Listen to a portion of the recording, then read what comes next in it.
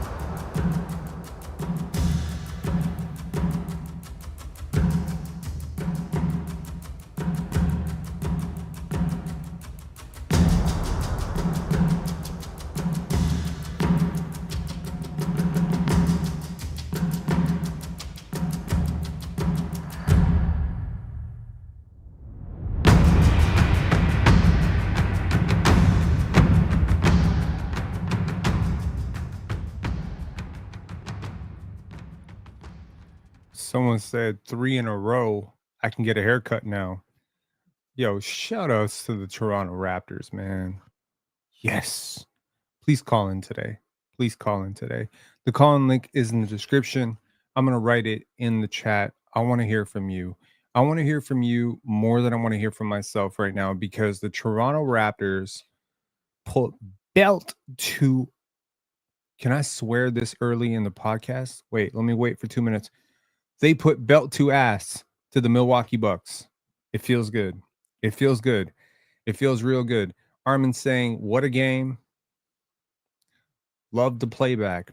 Yes, I was on playback. I allowed myself to be on playback against the quote unquote best team in the Eastern Conference, the Milwaukee Bucks, against the MVP, the best player in the league. I keep putting air quotes up there because I don't really think Giannis is the best player in the league. But if he is the best player in the league, I think if you're a Toronto Raptor fan right now, you could probably pound your chest a little bit and say, my franchise player just outplayed the best player in the league in a blowout loss, had the dude ready to crash out.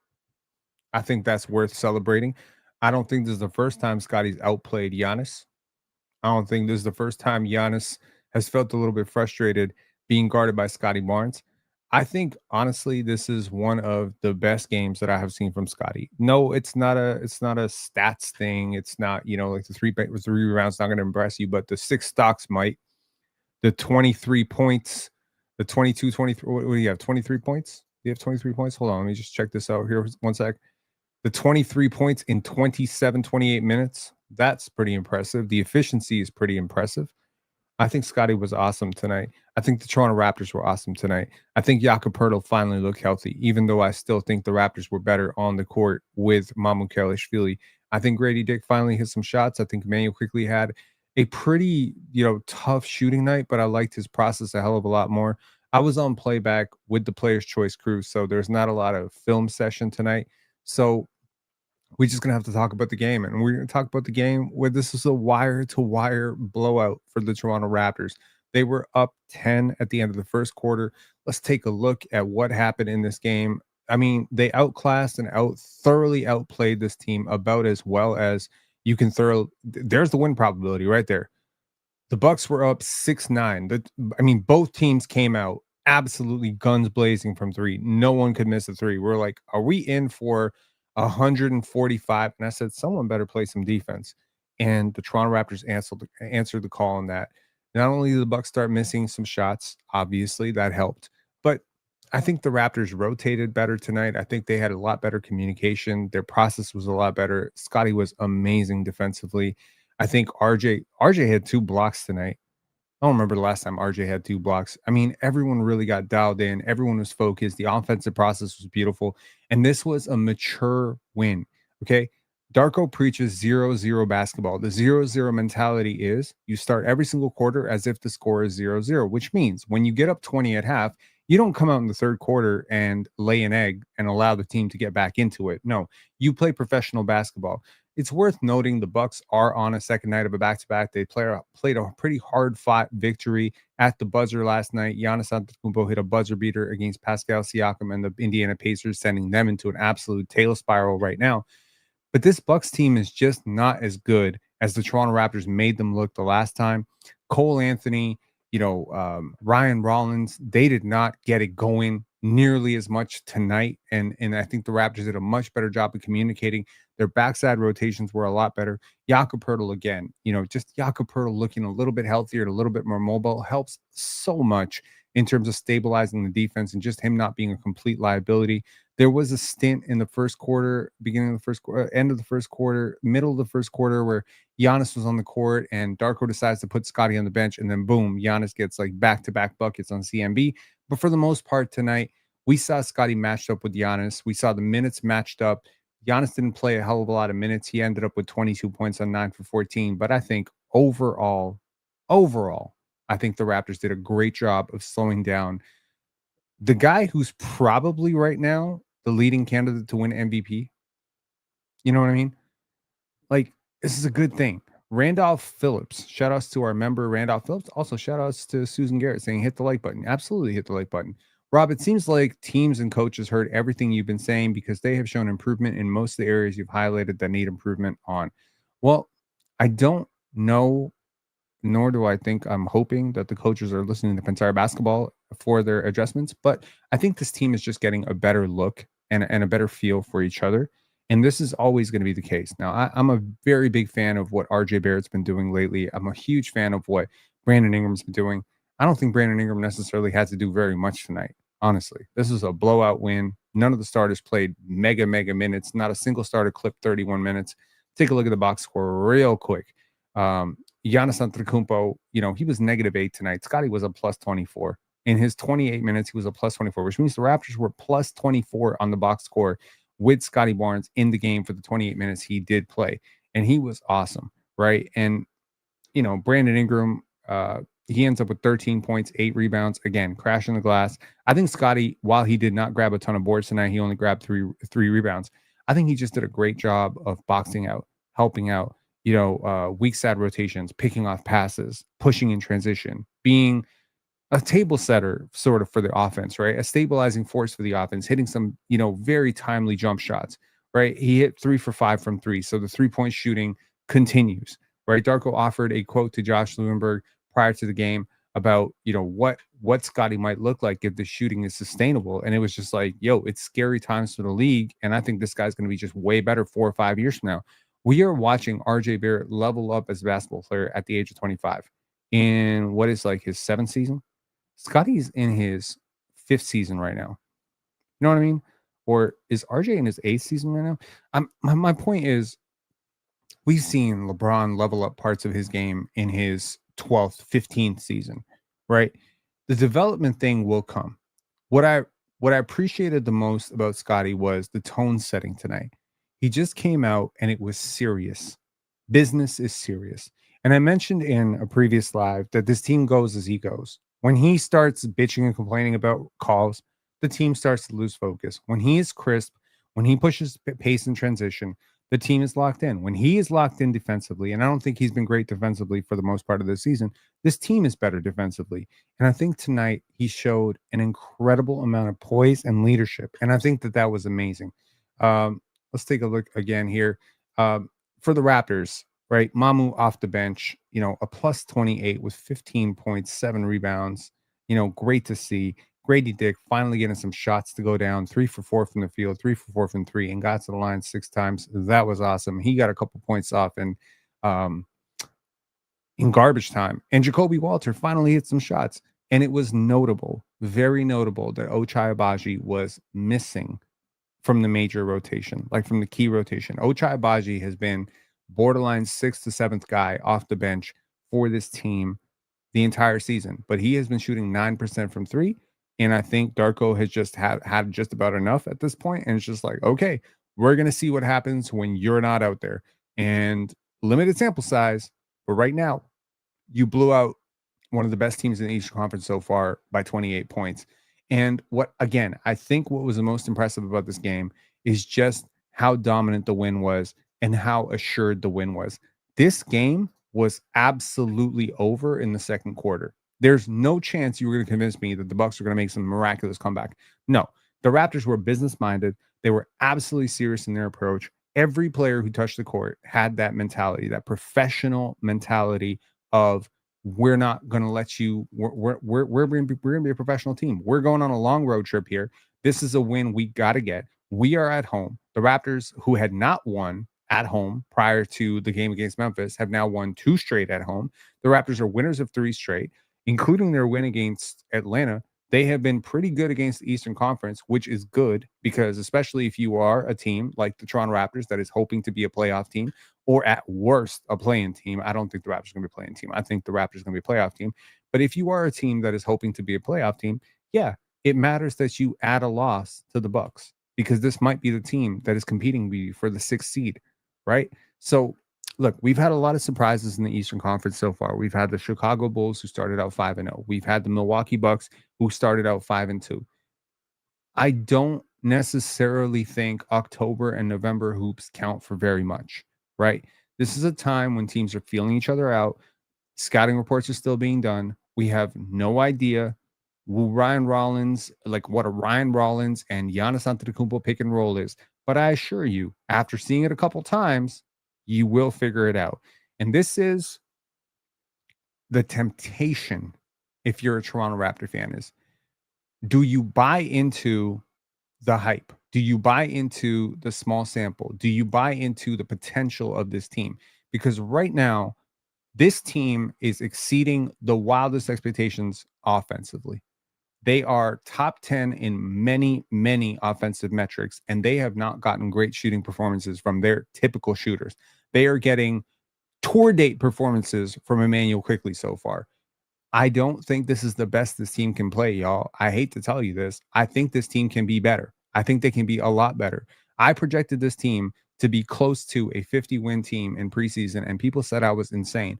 I feel very comfortable saying they're going to be at least a 45-win team if shit stays healthy. Again, so much of those losses on the West Coast against San Antonio, against Dallas, against Houston came down to Jakob Poeltl just being borderline unplayable. Came down to the fact that you're starting a 6'6" rookie. Jakob Poeltl makes a lot of things easier. And as Emmanuel Quickley rounds back into form, I mean, shout outs to Emmanuel Quickley. He shot 5 for 15 tonight, 2 for 7 from 3. This is nothing to write home about, but I think overall his performance was better. It's crazy to say that shooting 5 for 15 is better than what he's been doing, but this is slightly better than what he's been doing. And I think overall his performance was a little bit better tonight. Jakob Poeltl, again, 0 in the plus minus in a game that you lose by 28 is not impressive necessarily, but he was on the court for a lot of those Giannis minutes, and he ends up with 8 points, 9 rebounds. And I just think, as much as I could say, he doesn't look great right now. He just certainly doesn't look like a player that you should have extended for $100 million extra dollars. He certainly looks like more of a $12 million player right now. I cannot deny that life without Jakob has been pretty miserable. That life without a 7-foot rim protector who can set screens and make really smart reads in the half court has been pretty miserable. And whether the Raptors are planning to be a playoff bounce the first round team, or whether they're trying to be a sneaky conference finalist, Jakob Poeltl playing 22 minutes of solid 7-footer basketball is going to be a huge part of what they do. Let's take a really quick look at the film breakdown, and then please call in, man. I would love to hear from y'all. If you would like to call in, please definitely call in. Really, really short breakdown. I had very, very limited time to clip some clips, but I want to say this is the perfect Emmanuel Quickley possession, and it really is, right? I think Emmanuel Quickley needs to do less. So much of what he's been doing right now is overcooking this dribble, overthinking the passing, everything. I think this is as simple as it gets. Ryan Rollins doubles down on an AJ Green post up with Brandon Ingram, because neither one of them, frankly, have any chance of guarding Brandon Ingram. This is the gravity of Ingram. This is the power of bringing in Ingram. This is why you brought him here. It's to open up lanes for RJ to cut. It's for opening up possessions for Scottie to get open catch and shoots, more open than he was last year. And it's for Emmanuel Quickley. Now, if Emmanuel Quickley was a little bit smarter, he might get a little bit further away from Brandon Ingram to give him a better chance, but he does. Okay, perfect. And that's perfect. Just step away, give him the 15, 16 feet of space. Ingram is not a selfish player. He's not going to force this double, and boom, It's just a perfect possession. And I don't even care if this goes in. I want Emmanuel quickly taking 14 or 15 of these shots every single game. I really don't care if he goes 3 for 15. I trust him as a shooter. If he's open and he is able to generate that, it's going to open up the offense a lot. Now, here, Scottie Barnes, right? The Raptors 17-13. I mean, they scored 20 points in the first 8 minutes. Who saw this coming? Who saw the Raptors routinely breaking 120, 125? Because that's what they've been doing. They are able to score at will against just about anybody because honestly, there isn't a team whose third best defender can guard either Scottie Barnes or RJ Barrett. Pick your poison. Okay. Now watch this. Here, it's still a game 13-17. The teams are just basically exchanging shoot arounds. AJ Green's hitting threes, Gary Trent's hitting threes, Scottie Barnes hitting threes, RJ Barrett's hitting threes. And at this point, they try to get a seal and a post up on Giannis Antetokounmpo. Scottie Barnes just picks this ball off, and then right away he's off, beats Giannis up the court. Giannis trying to reach, and look at this. It's a very simple play here, right? You got AJ Green, you got Miles Turner, you got Jakob Poeltl cutting behind Miles Turner. What's the pass? Obviously, wide open. RJ Barrett in the corner. He's been knocking this shot down. Why wouldn't you find him? Perfect. And it's just like that pace is exactly how the Raptors need to play. Fast, decisive. When coaches come after the game and they say, we just didn't execute, that's what they mean. We didn't execute, which means we didn't make crisp passes. We didn't make sharp cuts. We didn't set clean screens. This is all execution is. We fouled too much, right? We dropped passes to the knees. We threw passes off target. This is execution. Execution comes down to focus, okay? So if you're going to focus, this team is very talented. Here we go. Emmanuel quickly. This is vintage Emmanuel quickly. Take a little bit of contact. Get that shit to go in right there, right? And again, I think the Raptors absolutely had a much better effort offensively, but defensively, they were so much better. And look, a lot of that starts with Emmanuel quickly. A lot of it starts with him. He's the head of the snake. Okay. Now he's no Davion Mitchell.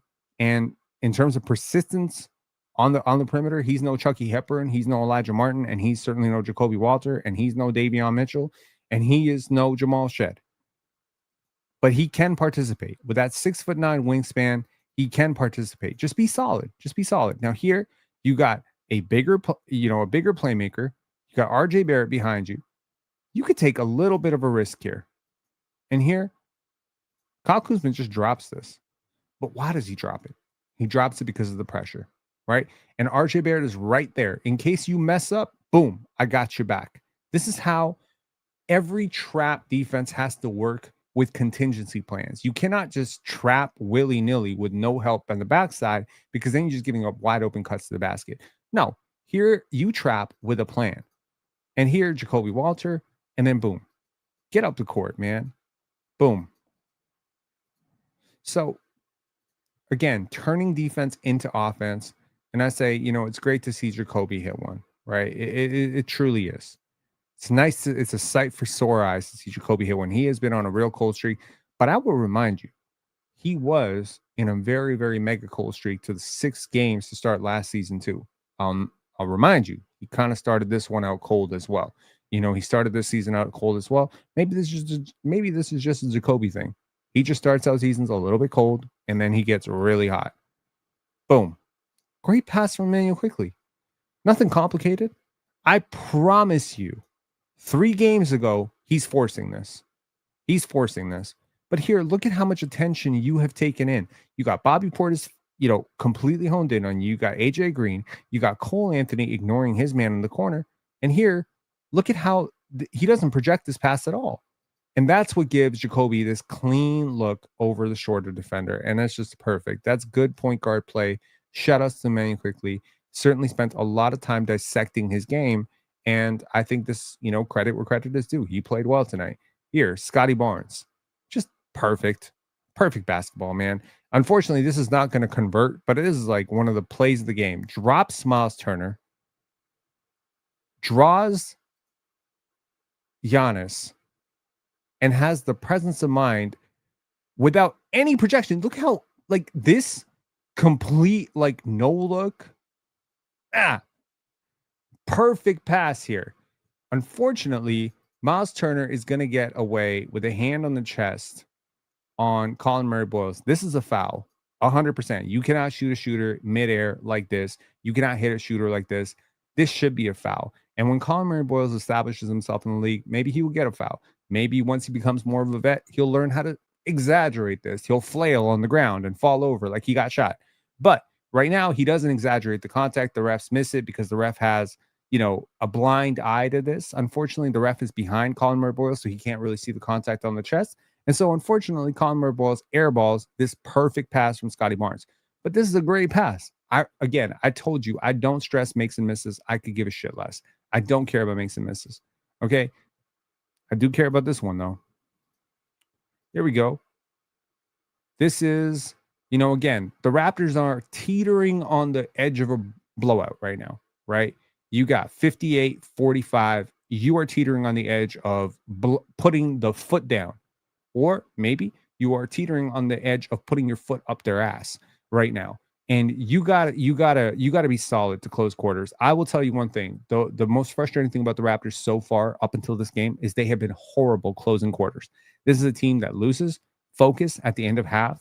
This is a team that loses a focus at the end of the first, and they almost always concede some bullshit three or commit some dumbass foul, put the team at the line. They have just had really poor execution to close out quarters. Not today. Not today, dog. They had much better execution closing out quarters. And you know what? This is like a 13-point game. This is a gut check moment, right? This is how professional do you want to be with this home win right now? Do you want to get Jamison Battle some fourth quarter minutes? You want to get Jonathan Mobo some fourth quarter minutes, or do you want to be in a dogfight in the fourth quarter because you decided to pull your foot off the gas? And this team was tired. The Milwaukee Bucks are tired. I mean, they probably got into Toronto around, I don't know, 4 a.m., 3 a.m. last night after the Indiana game. Like, this is a team that is clearly tired. They looked tired. They looked tired the entire game, right? My bad. So here we go. Scottie Barnes finished through contact and won. 23 points, baby. So again, like I think Toronto just thoroughly outplayed them. There's no question who was the better team tonight. And I think we got to think about that. Okay, we got Marwan calling in. Marwan, what's up? Bro, what's going on? What's good, man? So happy about this game. Like, finally, I feel like we finally put a stamp down. We finally really played well, deserved to win. I feel like even in the other games that we've won in this season, I feel like it's like we should be putting up a scoreline like this, and we close out quarters poorly. We lose rotation. We kind of lose our heads, and then it ends up being a lot much closer than it really needs to be. And I'm glad that that wasn't the case tonight. Finally. But I think honestly, like the point I want to hone in is I think honestly we've all been really critical of RJ. I know this community has been critical. I've certainly been critical. But I mean, I'm gonna be honest. Like to start this year, it's gonna be really hard if he does keep this up to say that he needs to be traded. I've personally been an advocate for him to be traded for quite some time, but I also think that given his leap, the three is falling. The drives are looking a lot better. He's starting to finish a lot better around the rim. The efficiency is amazing. The usage rate is way down this year as well. So at this point, I mean, I'm not gonna harp on the guy for no reason. Like he's doing everything we need him to do. So, and I honestly, his defense even has looked much better this season. So if he keeps this up, I know that this team needs a trade. But just looking ahead, I don't know necessarily what pieces would go another way to kind of get a piece that fits for our roster a bit better. It's hard to say that RJ really deserves that at this point in time. Yeah, I think it might be something like Ochai Baji, probably Ochai Baji for a cheaper player. And then we use the roster spot that we create for like a veteran big. I mean, it's worth noting. What was the key piece that came back in the Kyle Lowry trade?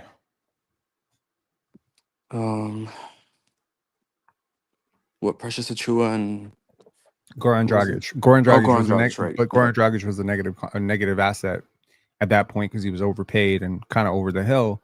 It was Precious Achiuwa. We did all that for Precious Achiuwa. I will remind you, Precious Achiuwa was just signed as a minimum free agent today by the Sacramento Kings. My point is, shit changes. You know, there's a ton of value out there. There's players out there who can protect the rim better than almost every player on our roster right now. Better Right. free agents, right? So, you know, we could probably look at it as if we can duck under the cap with an Ochai Abaji for relatively less valued player, you know, contract. I mean, I could see a world in which at the deadline we can duck under the tax and then use that extra roster spot. But yeah, I think RJ deserves a lot of credit for buying into this role. Like he's played really well. I see the compete level defensively. I see the buy-in offensively. I see the role variation and the, you know, adaptability offensively in terms of what he's willing to do and how he's willing to sort of blend in. And he's still amazing. Like he's efficient. Yeah. He's averaging, I want to say 65, 66% true shooting right now on like Yeah. 20 points per game. Dude, It's impressive. I mean, that does not grow on trees. yeah, exactly. And it's like the other thing as well as with RJ is that like I don't know if you've looked at any of his interviews recently, but he's very vocal about wanting to stay. Like I don't think That's not a anyone secret. yeah, That's not a yeah, secret. yeah, it's not a secret. So it's like at this point, I mean, yeah, like maybe if you asked me at the beginning of last year, like, do you think RJ is expendable in terms of what this team needs? Then sure. But at this point, it's like if anything, he's really the balance. When you need a bucket and the mid range is not falling for Ingram and Scotty can't get to the rim on some of those tougher defenses, then RJ's the one to get the bucket, and it's worked out for us. So I'm honestly really happy to see that revelation. And the other thing as well is that I think that the it's I think it's I mean he's gotten his flowers this season, but I also think that the only reason that we are able to play as well as we've played, Mhm. despite Emmanuel Quickly's like poor play this season thus far, is the fact that Jamal Shed off the bench has been amazing at table setting, and it's honestly been super impressive to see that from a second year player. Like, it's really just elevates absolutely everyone on the court when he's on there, and the team offensively looks so much more stable when he's out there than IQ, unfortunately. And I just think that end of the day, I think we're trying to put like a square peg in a circular hole. Like IQ, I still don't think is a one guard. I just don't. And it helps that we have a lot of ball handlers that are good ball handlers like RJ and like Scotty that can bring up the ball up the court a bit to help IQ with some of his issues. But end of the day, IQ is a two. He should be playing off ball, and no matter what we do to try to develop the skill of his, he just doesn't have the core processing that we need as a team to actually have a point guard that wins us games. And that's why when a guy like Jamal Shed comes in, who actually is a point guard, even though technically, like ability wise, I mean, Jamal Shed is a quarter of the player that IQ can be, but because of the fact that he has that elite court vision, the team just looks so much better with him on the floor. And I don't think that's a coincidence. So I think the moment we trade for a point guard that actually fits this team and move a guy like IQ to the two and play him off ball, which I think is his best role, the that's going to be the moment where we actually get to see IQ at his full form and at a way that actually brings out his abilities for this team. Do you think the Emmanuel Quickly um, negativity is a little bit overdone? I don't think so. I think he's been terrible. I love IQ genuinely. I love IQ. Yes, I thought that contract was a bit rich, but I was really happy when we traded for him. I saw the appeal. So I I can't say that I'm a hater for no reason, but at the same time, like I'll say it for how it is. IQ's been terrible. Defensively, blow by after blow by all season. Offensively, when the shot's not falling, he can't do much table setting wise anyway. You can see his core processing isn't great at all. He picks up his dribble way too early. There's been a lot of mistakes in terms of processing on the court for IQ. So I really Right. don't think he's shown us anything to make us believe that the guy's a point guard. Like, why are we forcing it? Like, and again, he's been here for 2 years. Yeah, sure, maybe he hasn't gotten that many games under his belt, but I don't think that he hasn't shown anything. Even when he's played well, like yeah, he's played well, sure, and there's been moments where yeah, he's had a good string of games, but even then, I don't think that makes him a good point guard. I just think he's scoring well, right? So yeah, sure, you can say he's a scoring guard, but he's just not a table setter. And I think this team needs a table setter, and that he just can't do that. You can't force him to do that. He doesn't have the processing. I don't. Okay, so here's the thing. I don't think that this table setting point guard, the likes of Jose Calderon, John Stockton, guys like this, I don't think this is necessarily even the way in the modern NBA. I think you need your point guards to be able to be a threat to score. I think you need your point guards to be able to threat to penetrate. I think his paint finishing has been very much improved over the last, couple of years. And again, as somebody who watched him in New York, I think his processing is better today than it was back Hmm. then, which really speaks to how poor his processing was back then. Because I think in his second year, when they asked him to be more of a point guard, he really struggled. And I think Hmm. they immediately pulled the plug on that experiment and they said, all right, I guess you kind of going to be the Jamal Crawford, that Bones Highland archetype, the Lou Williams archetype, right? But I've always believed, and this is going back to watching Scottie with Armani Brooks, is this is the perfect player to put next to Scottie Barnes. And I feel even double so, this is the perfect player to put next to a Brandon Ingram. These guys don't necessarily need table setters because they are table setters, right? Like, do you really need, like, I understand some people have said you need Alonzo Ball or Mike Conley, like a traditional steady point guard. Hmm. Some people have even gone as far as say you need Drew Holiday. I watched Yeah. Drew Holiday play yesterday. I promise you don't need Drew Holiday right now. Drew Holiday looks like ass right I now. don't know if I necessarily agree. Like again, like I understand the conceptually why having a scoring guard like quickly is good with a guy like Scotty and Ingram, but at the same time, like I'm trying to imagine a scenario where we do have a point guard that's a table setter that's better than Shed. And end of the day, like I'm seeing a pick and roll that can really be electric. Like I'm looking at a Scotty and an IQ pick and roll right now where Scotty might set a good screen and get open in the paint, and IQ just misses it because he just doesn't have the processing. So if you're able to get Scotty up in those post positions much earlier in the possessions, I think our offense will run a lot more smoothly. But the fact that IQ doesn't have that processing, you're not able to do that nearly as often as you should be doing. And so I think, and again, it's one of those things where in the current team right now, because you have RJ and you have Scotty and you have Ingram, you can afford to have a point guard that isn't as great a scorer. You need him to be a good shooter, but at the same time, again, and I'll go back to the Jamal Shed thing. That's the reason why a guy like Jamal Shed looks so good on the floor right now. It's because of the fact that okay, maybe he doesn't give you great scoring, but at the same time, just his table setting alone elevates his team to another level. So I get the appeal of having a scorer like IQ on the floor because again, it gives a lot of space for all the other players to work in the mid range. But at the same time, you already have an abundance of scoring. Maybe you don't have an abundance of 3-point scoring, but you have an abundance of scoring. So I think you could very easily sort of trade away the skill set of an IQ for a guy that maybe is a bit better table setter, but maybe isn't as good as a scorer or as dynamic as a scorer, and still win more games and look better on the floor, in my opinion. And that's the thing about this offense that like really is starting to like get on my nerves a bit is that this offense looks so good, but it's like I know we could look 30 times better. Like there's stuff that we're watching that is like we know that this offense can run better with a different player or different personnel. But how much? Okay, so here's the thing. I mean, certainly, I'm no stranger to Manuel quickly criticism. I have criticized him to death to start this season, and I'm sure you've heard it, right? If you've watched any of our lives, you Yeah, know that I've been very critical of Emmanuel quickly. What I'm saying is he's going through a very cold shooting stretch right now. I don't think anyone should think. I remember calling it last year.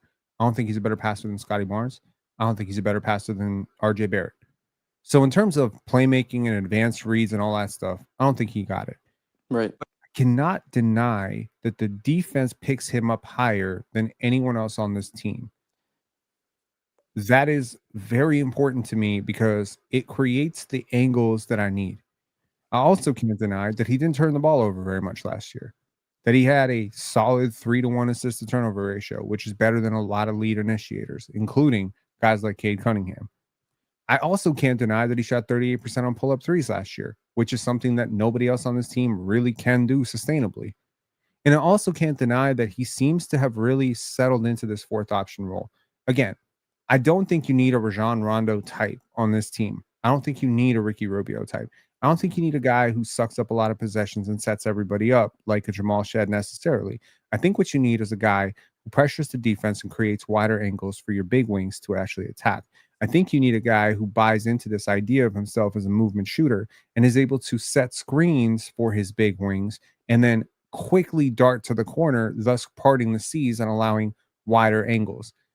I don't think Emmanuel Quickly's been used properly. And that's partially his fault. That's maybe Darko's fault. Maybe Darko's giving him the ball too much to massage it a little bit too much. Maybe he's giving him too much freedom.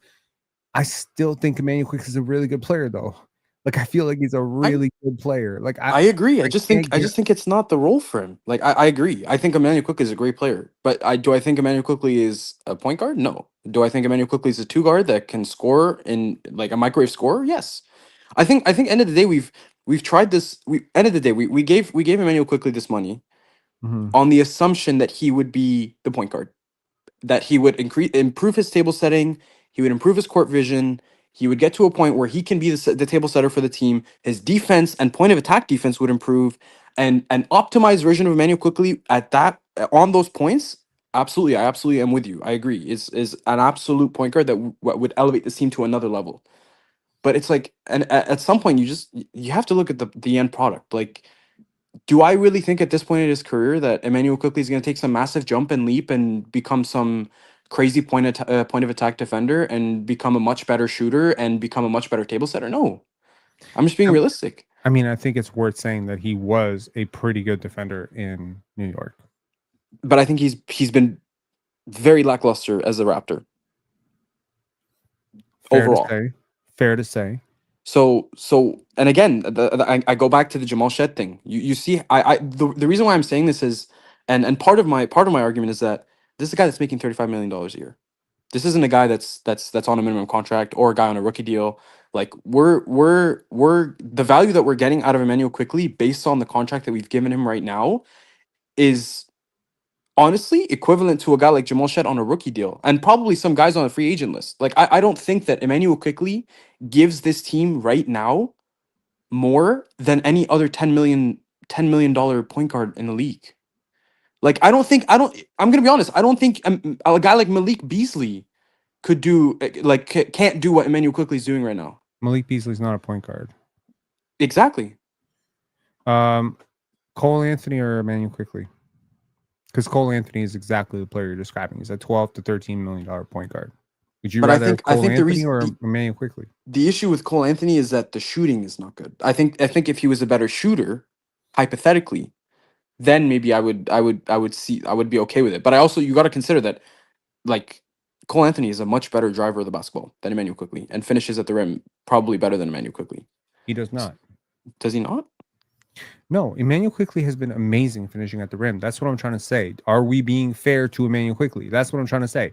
Emmanuel Quickly has been beastly finishing at the rim.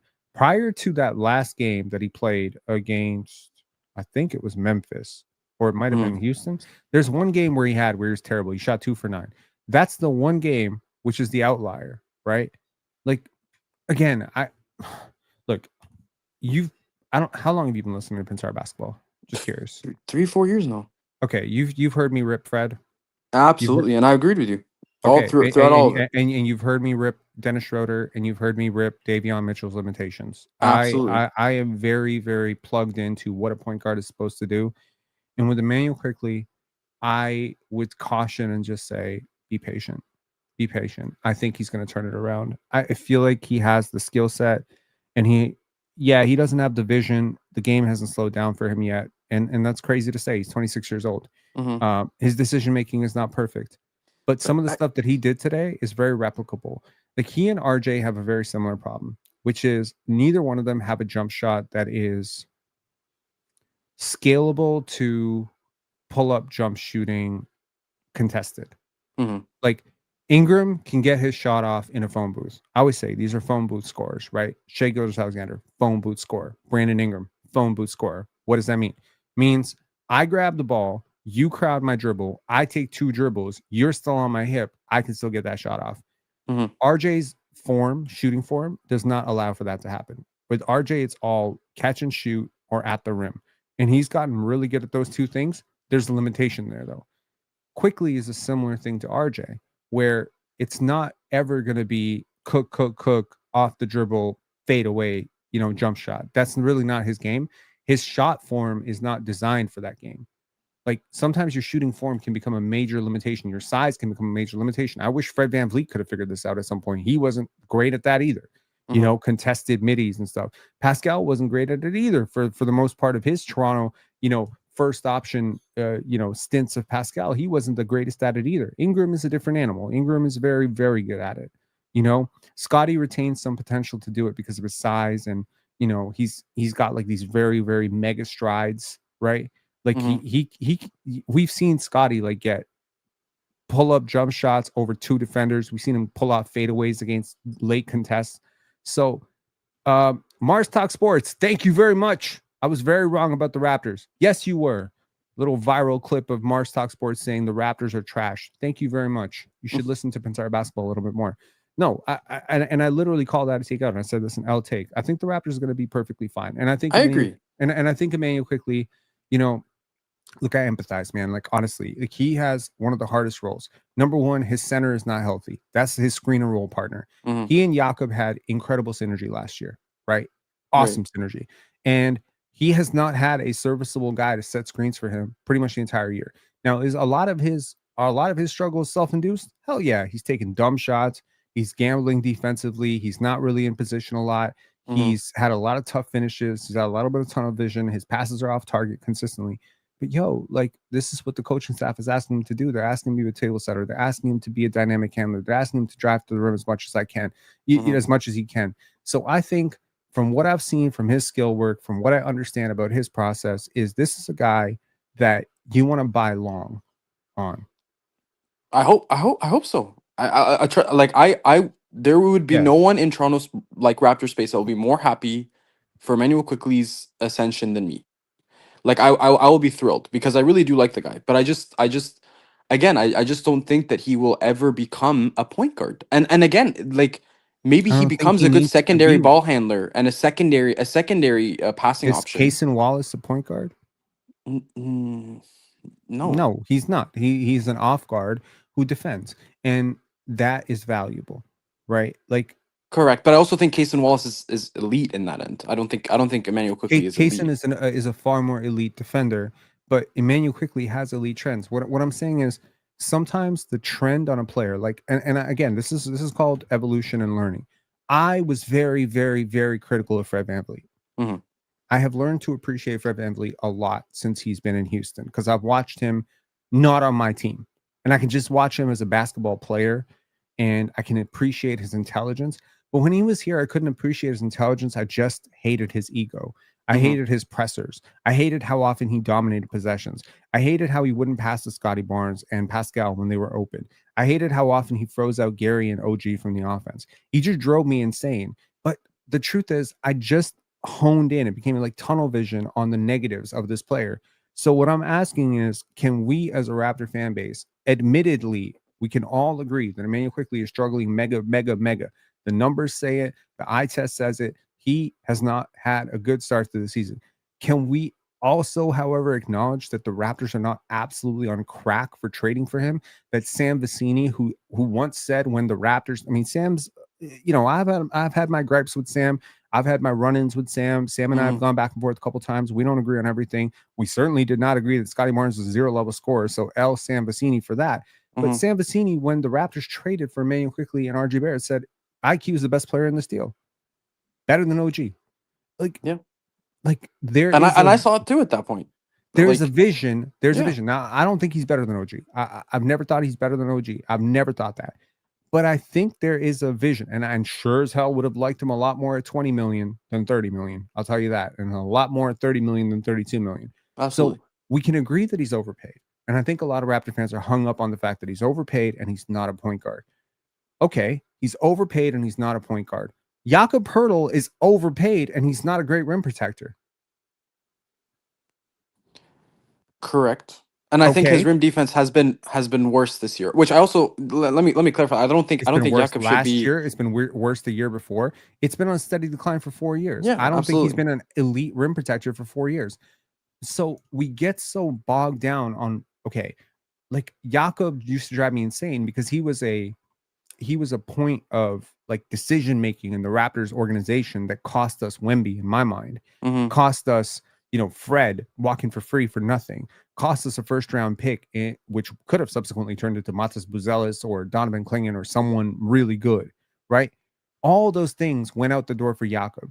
And Jakob is not that type of player that warrants all of that investment. And to me, I couldn't get past that. And then we signed him to a $80 million extension. I was like, fuck my life. Okay. This is crazy. But now that I've cooled off of that, and I'm like, okay, freeze my brain out from he's not a great rim protector and he's not worth $20 million and we should have never traded for him. Now let's focus on the secondary playmaking, the short roll passing, the paint finishing, the screen setting, the intelligence, the general dearth and absence of 7-footers in this league who can make solid decisions in the short roll the way he can. He's a good player.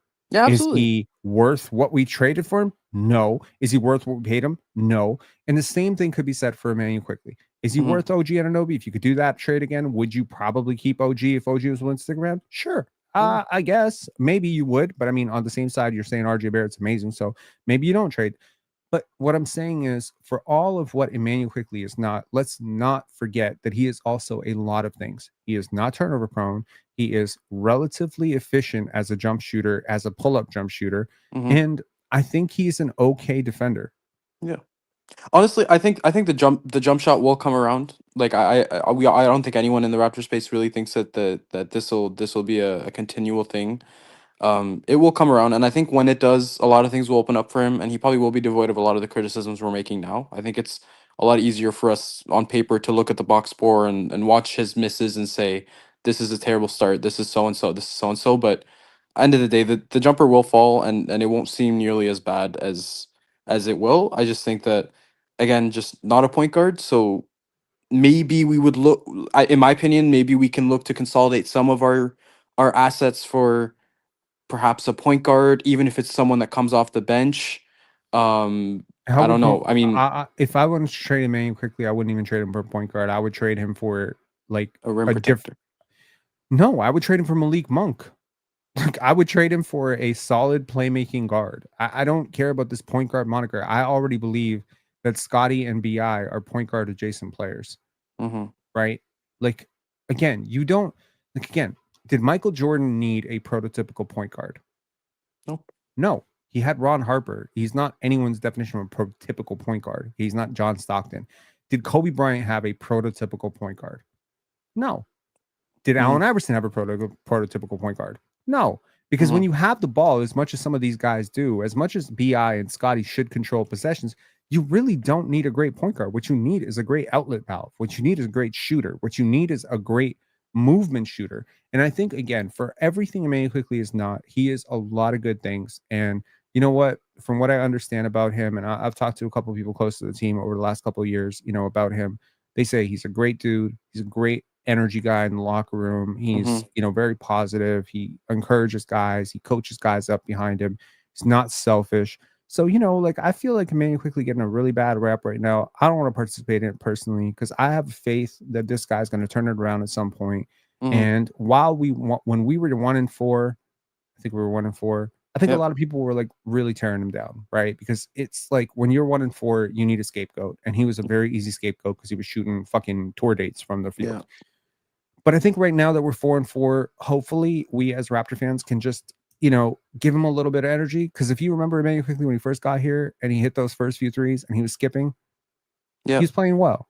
He was hitting the threes. He earned that 30. I mean, I don't want to say he earned the 32 million. There's obviously a lot of future, hypothetical value baked into it. But he looked like a great player. He looked like, wow, I can't believe we finally got a fucking point guard who's better than Dennis Schroeder.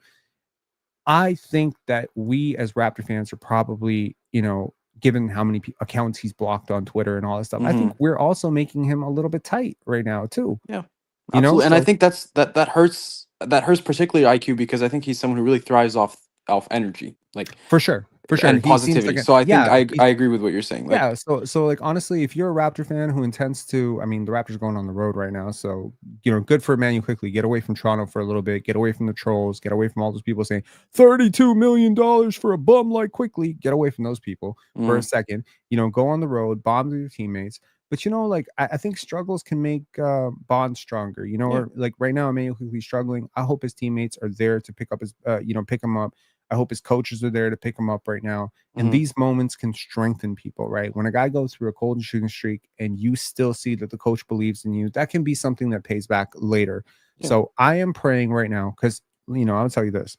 Ain't no one taking that contract right now. Yeah. 100%. Absolutely. Yeah. No one's taking that contract. You Yeah. stuck with him. So you might as well support him. You might as well cheer him on. You might as Yeah. well buy a number 5 jersey. He ain't going anywhere until he starts playing better. So let's root for him to play better. But yeah, I think he played a little bit better tonight. I know the I shot's think he not. did as well. I Yeah, agree, and I think despite the shooting numbers, I think the biggest thing was the core processing was so much better tonight on a lot of levels. So I think that really helped. yeah, And I think he will turn it around. Like I think he will, and I think he'll be great for us. But yeah. I think at this point, I kind of, and again, it's preemptive. It's a bit early, but I just think I do want to see this team eventually get to a point where, okay, maybe you're getting 20 games in, you've seen what you need to see. I wonder if Bobby then pulls the plug and pulls that trade maybe for an asset that we could probably use, namely a rim protector, because I really think Jakob is far past his prime on that department. And our team really just doesn't have that. And then perhaps some point of attack defense outside of Shed. I don't think we have much of that either right now, to be honest, especially with IQ being not great defensively right now. I think they're Um, banking on Jacoby being better. Number one. Number two, I don't think it's super easy to find a rim protector who can also facilitate offense to the level of Jakob Poeltl. Like but to what I'm saying is like the Raptors offense requires you to make steady, quick, fast paced decisions, right? mhm, You're not just going to get that from Nick Claxton. correct. I'd love to say, yeah. Anyways, any final thoughts, man? No, my final thoughts are I'm glad about this win. Honestly, I think it's been long coming. I'm glad that we finally really put our foot down for a game. I think I'm really excited for what's to come, and I'm excited to see what Bobby particularly does with this roster because I think he has some big ideas and he's very open to trade. So let's see how it goes. Perfect. Thanks a lot, Marvin. Thanks. We got Liam Goudier. What's up? Thanks Hey for man, thanks for what's being up? patient. Is my mic all right? Yeah, your mic's good. What's up? Man, I was just, I don't even want to talk about Quick anymore, but I think we're blaming him too much, but man, his representative just played the front office last year after he put up some big numbers in the, April hoops. Um, I mean, in fairness to Manu quickly, he didn't just start playing basketball when he got to the Raptors. He was cooking for like 2.5 straight years when he was with the Knicks. Like he played really good basketball. Like yeah, he was top two six man of the year, right? That one year? he was top 3. Yeah, top three. Yeah, he's good, man. But shifting from quickly, dude, it's just strange because I also agree that I don't think that the Raptors are at the full potential because our non-shooters or non-reliable shooters it's like they stole our shooters' powers. Um, it's So just you crazy, think Scotty took Ochai's jumper? dude. I don't know, man. This is yeah. I don't know. It's Ochai can't shoot. Grady's been a little bit shaky. Quick's been we don't even need to talk about that. Jacoby been shooting weird. And now, we got Jamal knocking it down. Like he's been in the league for a while. He's been Mhm. great. He even pulls it up a few times. That's great. I mean, RJ, man, devil's advocate, is it possible that our quote unquote non-shooters just put in a ton of work this offseason to become better yeah, shooters? yeah, that as well. Yeah, I mean, RJ, dude, Shad's been so good. I've been loving. He even pulls it up sometimes. Um, I Shed just has feel been like every awesome. yeah, I just feel like every three goes in. Like it's been so crazy. You know what's weird to me? Like all the people who are sort of tearing down Emmanuel quickly right now and saying Jamal Shed's better, or even all the people who necessarily want to tear down Scotty and say BI's better, or tear down RJ and say BI's better, or tear down RJ and say BI's better. I don't know. Like this Yeah, whole thing, it's like, yo, check the jersey, bro. They're all wearing the same jersey. And I yeah, understand, I perfectly am empathetic to the idea when you're 1-4 that there must be scapegoats, heads must roll, fans must crash out. I understand it. I totally get it. I've been a sports fan for 30 years. I totally understand that. But at the same time, like now we're 4-4 and we've won 3 straight. And the narrative should not be negative. And yet I will guarantee you, if I go into most chat rooms right now, Emmanuel quickly still overpaid. Scottie Barnes is still acoustic. Brandon Ingram's still injury prone. I saw a Facebook post today which shared my, Raptors have 3 20-point per game scores. Every Yeah. single comment was negative. Scottie Barnes is not a real franchise player. BI is overrated. RJ will break down. BI is injury prone. Emmanuel quickly is overpaid. Can't we pay? Like, fuck off, man. Like, I understand not all fans are like this, but a lot of fans are. And I say, reserve that shit for wartime, bro. This is peacetime. 3 straight. This is peacetime. This is victory lap time. I understand that we might lose to Atlanta against, Atlanta without Trae Young and everyone can crash out again. But like, my God, can I have 3 days of peace? Damn. Yeah, exactly. It's just kind of this Toronto media space, like we're just always, something that pisses me off so much as well is just always putting up, our 2 best players against each other every year. Do you follow other And sports? Do they do this with other sports too? yeah, I'm Like, a big are soccer there like guy. Bo Bichette, Vladdy Guerrero talks? Like, do they do this? I'm not too sure about baseball, but in soccer, there's always, something going on with the guys up front. But I don't know. I kind of have the impression that this is more of a Toronto Raptors thing, honestly. It's like, yeah, I don't know. Yeah, like either the franchise guy isn't a real franchise guy, or the franchise guy has a backup who's better than him, or the franchise guy is an asshole because he wants to leave Yeah, and he doesn't really like Canada. It's like one of the three things. It's almost like the Toronto media. They just take a little wheel and they spin it around and be like, okay, yeah, which one of these things is going to be Scotty doesn't like Canada. Okay, boom. Okay, let's talk about that. Like there's always a maturity question, like is this person a real leader? That comes up way too often for my man. Scottie's liking. standing up from the sidelines, even on trash, garbage minutes. I think, dude, I think Scottie's the heart of this whole thing. It's like almost like he's impersonating kind of Lowry type of thing.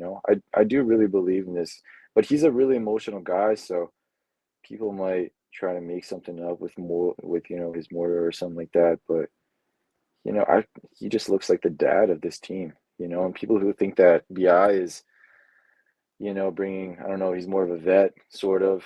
Mm-hmm. Um, but Scotty's a leader here. We can definitely see him and how players look up to him. Jamal talking great about him at halftime, I think, and just everybody loves Scotty. But His uh, teammates love him. I'll tell you that. Like, I actually talked to yeah, one of his ex Jack Armstrong teammates. doesn't though.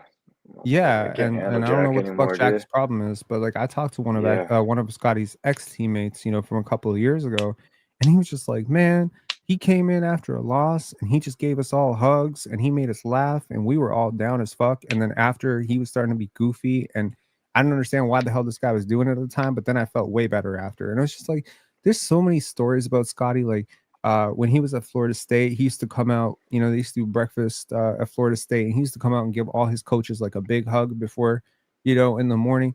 And it's just like these small things. And it's just like, bro, you got to be so functional to appreciate Scottie Barnes, because if you are even remotely dysfunctional, you call him crazy. yeah, Like if you're a jaded, retired, failing coach who used to coach at Niagara, shout outs to Jack Armstrong. If you one of those people, if you're someone who failed in life, you will guaranteed hate Scottie Barnes, because he just like effervescently positive. He's just a very positive person. He tries to keep it positive. He's always trying to give you the truth. And so if you're not interested in that, you're probably not going to be interested in Scottie Barnes. You're probably going to hate him. Right. So yeah. it's just, yeah, it's weird. And I think it's also part of the kind of mold of superstar that he is. Like I think that people look around the league, and I deeply believe that Scotty's better than Paulo. But So do I. they see Paulo trying to play all sexy. If we, I'm trying to think of someone else. Even Ja. Flashy, flashy type of players that are stars. Scotty's probably not that flashy, but I can bet for sure that he's more impactful. And Yeah, Paolo's had even like mega moments, 8 yeah, game even on the stretches, 9 game playoffs as well. stretches, but he's also been on winning teams, right? When you get to Yeah, the playoffs and you do this, like last time Scotty was in the playoffs, he was a rookie, right? And so I think yeah, when you do this on the biggest stage, I mean, a lot of people say they watch Scotty Barnes. They don't watch Scotty Barnes. They don't watch Scotty Barnes. We had one national TV game last year and it got rebuked, like it got pulled. Nobody saw us play last year unless people were actively looking for us. Like shout outs to Mars. He'll watch like probably I'm going to estimate like 10, 12 games of the Raptors play on League Pass or whatever. But the vast majority of people are not watching the Raptors. And there's no real storyline. There's no Victor Wembanyama. There's no Cooper Flag. There's no Kate Cunningham. There's no first overall pick. There's no VJ Edgecombe level highlight package. So what are you watching the Raptors for? You'd rather just watch, if you're a casual hoop head, you just watch Brandon Miller and fucking LaMelo Ball in Charlotte. Or, try to watch Alex Sarr and Bilal Coulibaly in Washington. Like, the Raptors are that level of team for the average American fan. But I say for me, as someone who watched 82 games of, this shit last year, who watched 65 games of Scottie Barnes last year, who's watched him for 7 years, I absolutely see him as a better player than Paolo. Absolutely see him as like one of the I said coming into this year, he's a top 15 player in the league. Top 15. And people think that's insane. But it's like, like when he gets to the playoffs, everyone will say he's a top 15 player. When he makes All NBA, everyone will say that. I think it's kind of interesting. A lot of people want to shit on Emmanuel quickly right now, myself included. I've been very critical of his game, but it's amazing to me that the 3 best players on this team are all scoring above 20 on over 60% true shooting. I cannot remember, dude. I can't, like, yes, there have been teams with 3 20-point per game scores. I don't think any one of them was over 60% true shooting. Yeah, this is RJ's crazy the most efficient. Surprising, honestly. It is very efficient. I don't want to jinx it. Obviously, I knock on wood. I hope RJ, Scottie, and BI keep hitting their shots. But like, how can the point guard have nothing to do with that? Yeah. You know what I mean? It's really hard. Like, Darko is stupid. Emmanuel quickly is trash. But BI, Scottie, and RJ are just amazing. It's like, how can the coach and the point guard not have anything to do with the efficiency of your top 3 scorers? Like, to me, that's crazy. That's like saying Scottie's trash, but the defense is awesome. Like, what? Yeah, IQ definitely stretching the floor over there. And speaking of that, I just, I still don't understand how people are sagging off so much of Scottie at the 3-point line. Every time he shoots it, it goes in. I don't know. I just can't, whenever they start closing out on Scottie real hard, oh man, that's it's game over. If they have to close out on him, it's game over, because once he gets a step on the defense and he can get a head downhill and he can get a defender on his back, because he's learned to play with a defender on his back last year and then know that he's doing a lot of it. I don't know if you saw the clip that William Lou posted. Like, I don't think people understand how good Scottie is. I'm going to actually show you this because William Lou posted this clip of Scottie in practice. Did you see it? I haven't seen it. If it's recent, I don't think I have. Okay, so this is from today, and this is when you knew Scottie was going to have a good game because he's moving like real fluid. So here is a little clip from Scottie Barnes cooking Emmanuel quickly. I mean, granted, this is not Emmanuel quickly slander. I have never sneezed on a live before. My bad. That's a first. No worries.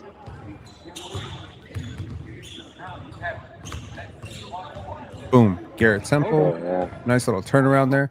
I mean, honestly, squint your eyes. Tell me that's not Kawhi Leonard. Yeah, dude. I thought it was something like that. Quick got no business trying to guard. Like, when he gets this down pat, this is like impossible to stop. There we go. Garrett Temple. This is why you earn your contract, Garrett Temple. Boom. No chance. It's not fair, man. Not fair. That's William Lou's voice saying it's not fair. I mean, he's a professional basketball player. He's 37 years old. He's a vet. So, you know. Like you got no chance. 4 in a row? 5 in a row? Oh boy. You finally missed one. I jinxed that one. Yeah, he finally missed one. I don't know. Like I mean, that's practice. That's one-on-one. An NBA All-Star should be able to rock a veteran and a point guard who's 6 inches smaller than him. Yeah. But I guess my point is, I've seen him do this to Jason Tatum. I've seen this to Giannis Antetokounmpo. I've seen this to Kate Cunningham, Evan Mobley. Giannis today. Oh yeah. Oh boy. Oh yeah. So awesome. It's like the glimmers are there. Like, I think the difference between myself and a lot of NBA analysts is they think this is Scottie. I know this is Scottie 35%, right? And that's where the vision goes, right? It's like, I know this dude is a project.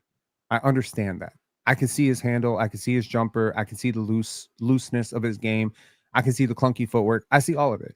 And I know it's getting better every single year. Every year I've watched him, it's gotten better and better and better and better. And he gets better at it every single summer. So it's like, where is this going?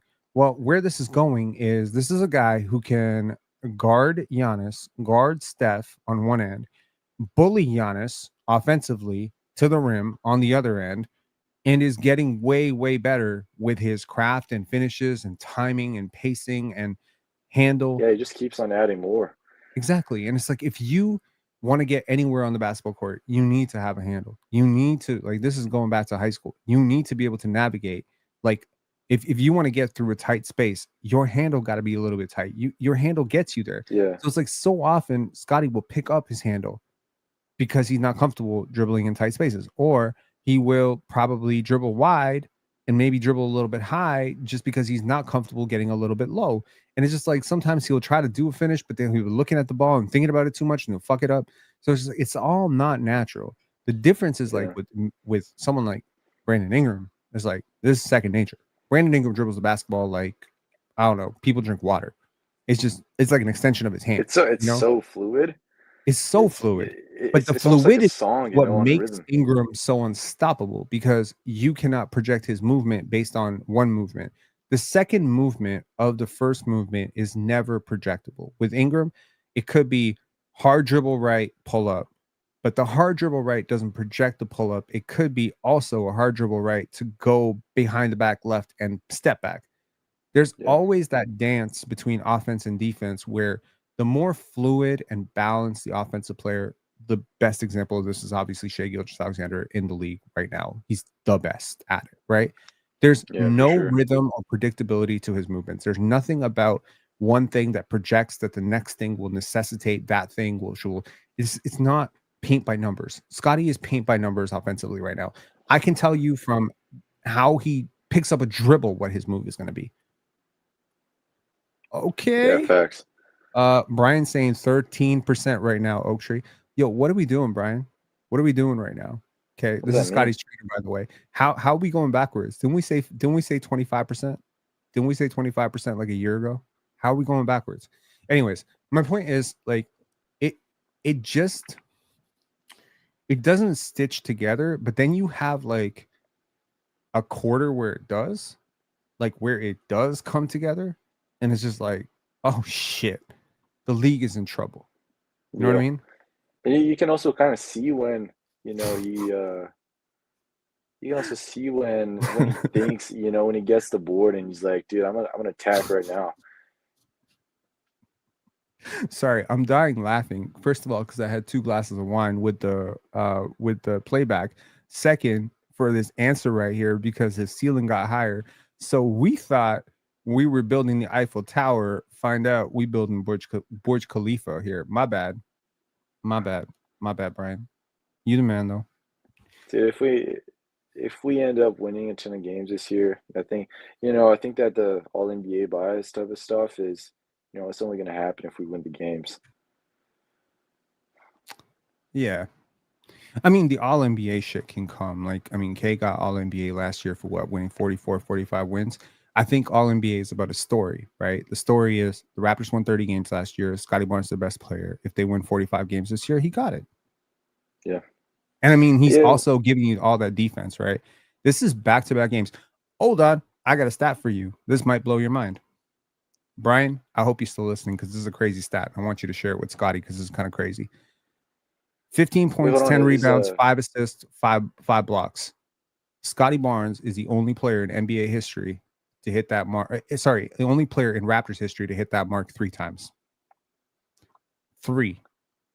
15, 10, 5, and 5. It's like, what? Like, can you even think of a player who can do that once? Like, there aren't a lot. There just aren't a lot. Like, maybe like a freakish, crazy ass performance against the Bobcats. But it's just like, to do that shit on the regular, to follow up a 6-stop performance with another. Yeah. Okay. Yeah. Wemby. We're talking about fucking alien here. Wemby is an alien. Like he's not even from this planet. We talking about a Yeah, 7'7" he dude from finally another had planet. a human game the other day. Facts. Yeah. Yeah. Anyways, Liam, any final thoughts, man? What do you think of Walker Kessler on this team? I like Walker Kessler on this team. I have said for a very long time, I want movement shooters, guard defenders, and rim protect. Like I want vertical finishers on this team. You know, one player I wanted on this team. I don't know how closely you follow this channel. Have you heard me talk about Josh Minot on this channel before? Yeah, from the Celtics. Yes. They played I have good wanted against Josh us. Minot on this team for 2 fucking years. He was wasting away on the Minnesota Timberwolves, and now he's balling out with the Celtics, and he's playing really good. I wanted Josh Minot on this team. I think Josh would have been a great fit at the wing and probably a lot better than Ochai Agbaji. But hey, man, we gotta waste the first. That fluke year last year. I don't know, I man. think last But year was a fluke, dude. hey, it could be worse. You could have extended him for 3 years or 4 years, 32 million, as his front office likes to do, and now he can come out and shoot 9%, and we'd all be panicking, right? So there's just no space for him anymore after CMB. Oh. CMB, Jacoby, Grady, potentially. I don't know how I feel about Grady right now either. But anyways, man, nice All chat. right, peace. Have a good one. Good day. AG, what's up? Thank you for taking my call, Rob. Just wanted to say that obviously pretty happy with the win, but I will say this, and I'm not going to join the IQ hate train. I'm going to leave off on that because I kind of liked what I saw tonight. But I will say this. I think your first caller, Marwan, I think his name was, he was kind of harping on the fact that the team needs a point guard. I don't necessarily agree because I believe, obviously we have the personnel that can play that role, i.e. Scottie, right? So I just need a player that's going to play to his strengths, and with what we were asking IQ to do earlier in the season and with the circumstance with the injury to um, our center, right, is just not conducive for him to play well. And obviously he had a cold start, so it was just a avalanche of bad things going against him. But tonight obviously was very encouraging what I saw, right? I think this lineup could work with him long term. I kind of agree with what you're saying. I'm starting to get on that train of thought. However, down the line, I'm still concerned with the defense, not from him necessarily, more so from RJ. Although I will say I love what RJ's doing, right? I mean, 3 20-point per game scores with that type of efficiency is amazing. I don't know if any other team has that right now, but They don't. it's exactly. In fact, right? all 3 guys are top 40 scorers in the league right now. That's outstanding. I mean, that's pretty impressive. There's 30 teams in the league. You got 3 of the top 40 scorers. That's pretty impressive, I would say. It's really impressive, and I just love the competitiveness and the aggressiveness that they're playing with, and obviously they look very, the injury to Yak is just really highlighted how important he is, and I've been I've been pretty critical of Yak over the years, but I will say when he's healthy, it makes a huge difference. It really does, and he's not even fully healthy now, so it's going to get better. Which I agree with you. Like this team, people are saying, yeah, we blew out the Bucks by like almost 30. But I still think there's another gear. I really do. I think there's another gear that they can hit if the pieces fall in place in terms of IQ getting his shot more in stride, making less decisions with the ball and becoming a bit more off ball, letting Scottie handle it at the top of the when they're doing the half court offense. What do you think about that? I think that's what this team needs most right now. Look, man, like the Raptors Scottie averages almost 7 assists in the 4 wins and is averaging around 3 assists in the 4 losses. What does that tell you? That tells me Scottie Moore as a play finisher is losing and Scottie Moore as a playmaker is winning. And it's ironic that, Scottie, BI, IQ, they all score more in losses. All of them. The only guy who scores more in wins is RJ.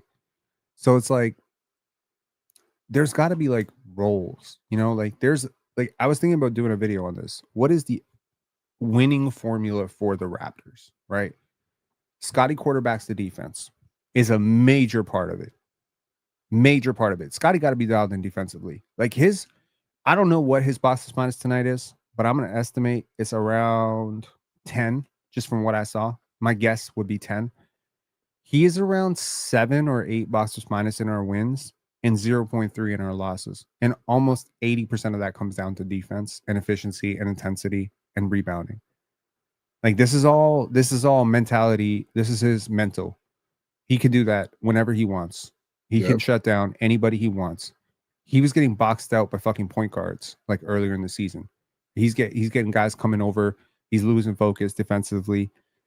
Yeah, the defensive scheme is terrible. And, you know, he's the best defender on this team by a large margin. And I get all of that. And there's a lot that's being tasked of him offensively. But at the same time, like, it's very obvious to me that the winning formula of this team is Scottie is a playmaker and a great defender and an efficient scorer. And Emmanuel Quickley is more of a play finisher than a playmaker. Brandon Ingram is more of a play finisher than a playmaker. And RJ is more of a play finisher than a playmaker. And it doesn't really matter between those three who goes off for the big 25-point game. I don't care if it's RJ, BI, or Emmanuel Quickley. I really don't care. But what I do want is that Scottie has deciding power within the half-court offense. That if the ball is to be swung to the left side for Emmanuel Quickley, that it be Scottie to make that decision. If the ball is going to go, because again, I don't know if you've heard this quote. There's a quote from Jamal Crawford. And it's a good one.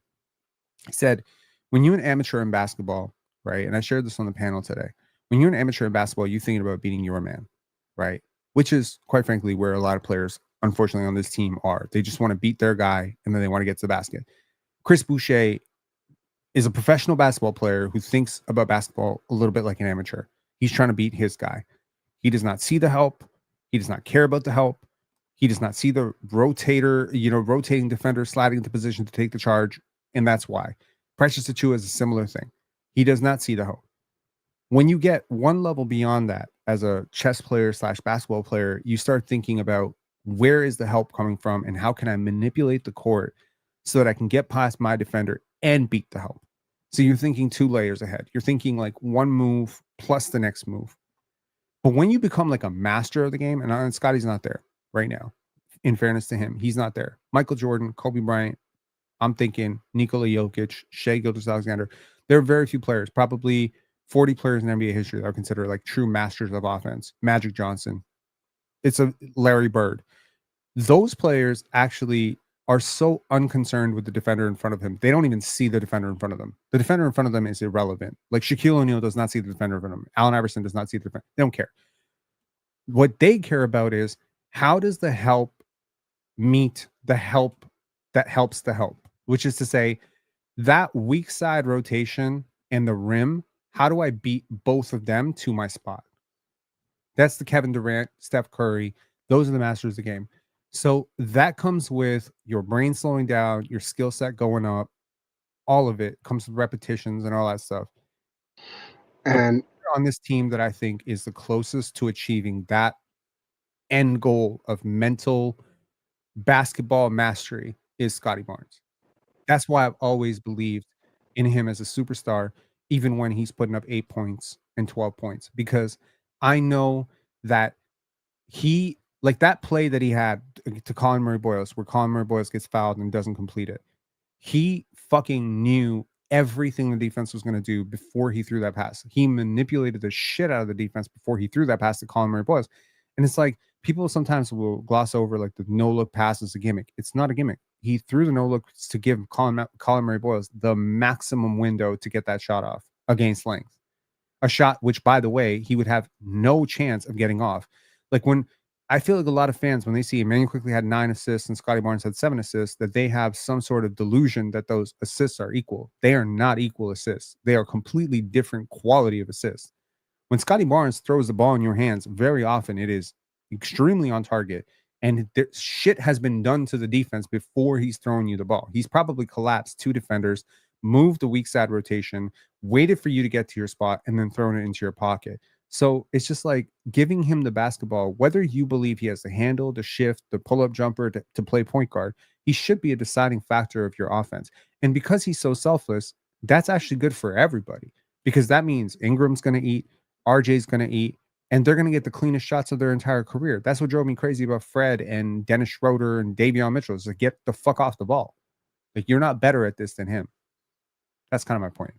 Yes, and I agree with you 100%, and especially when you were talking about the whole manipulating the second and third defender and the help side.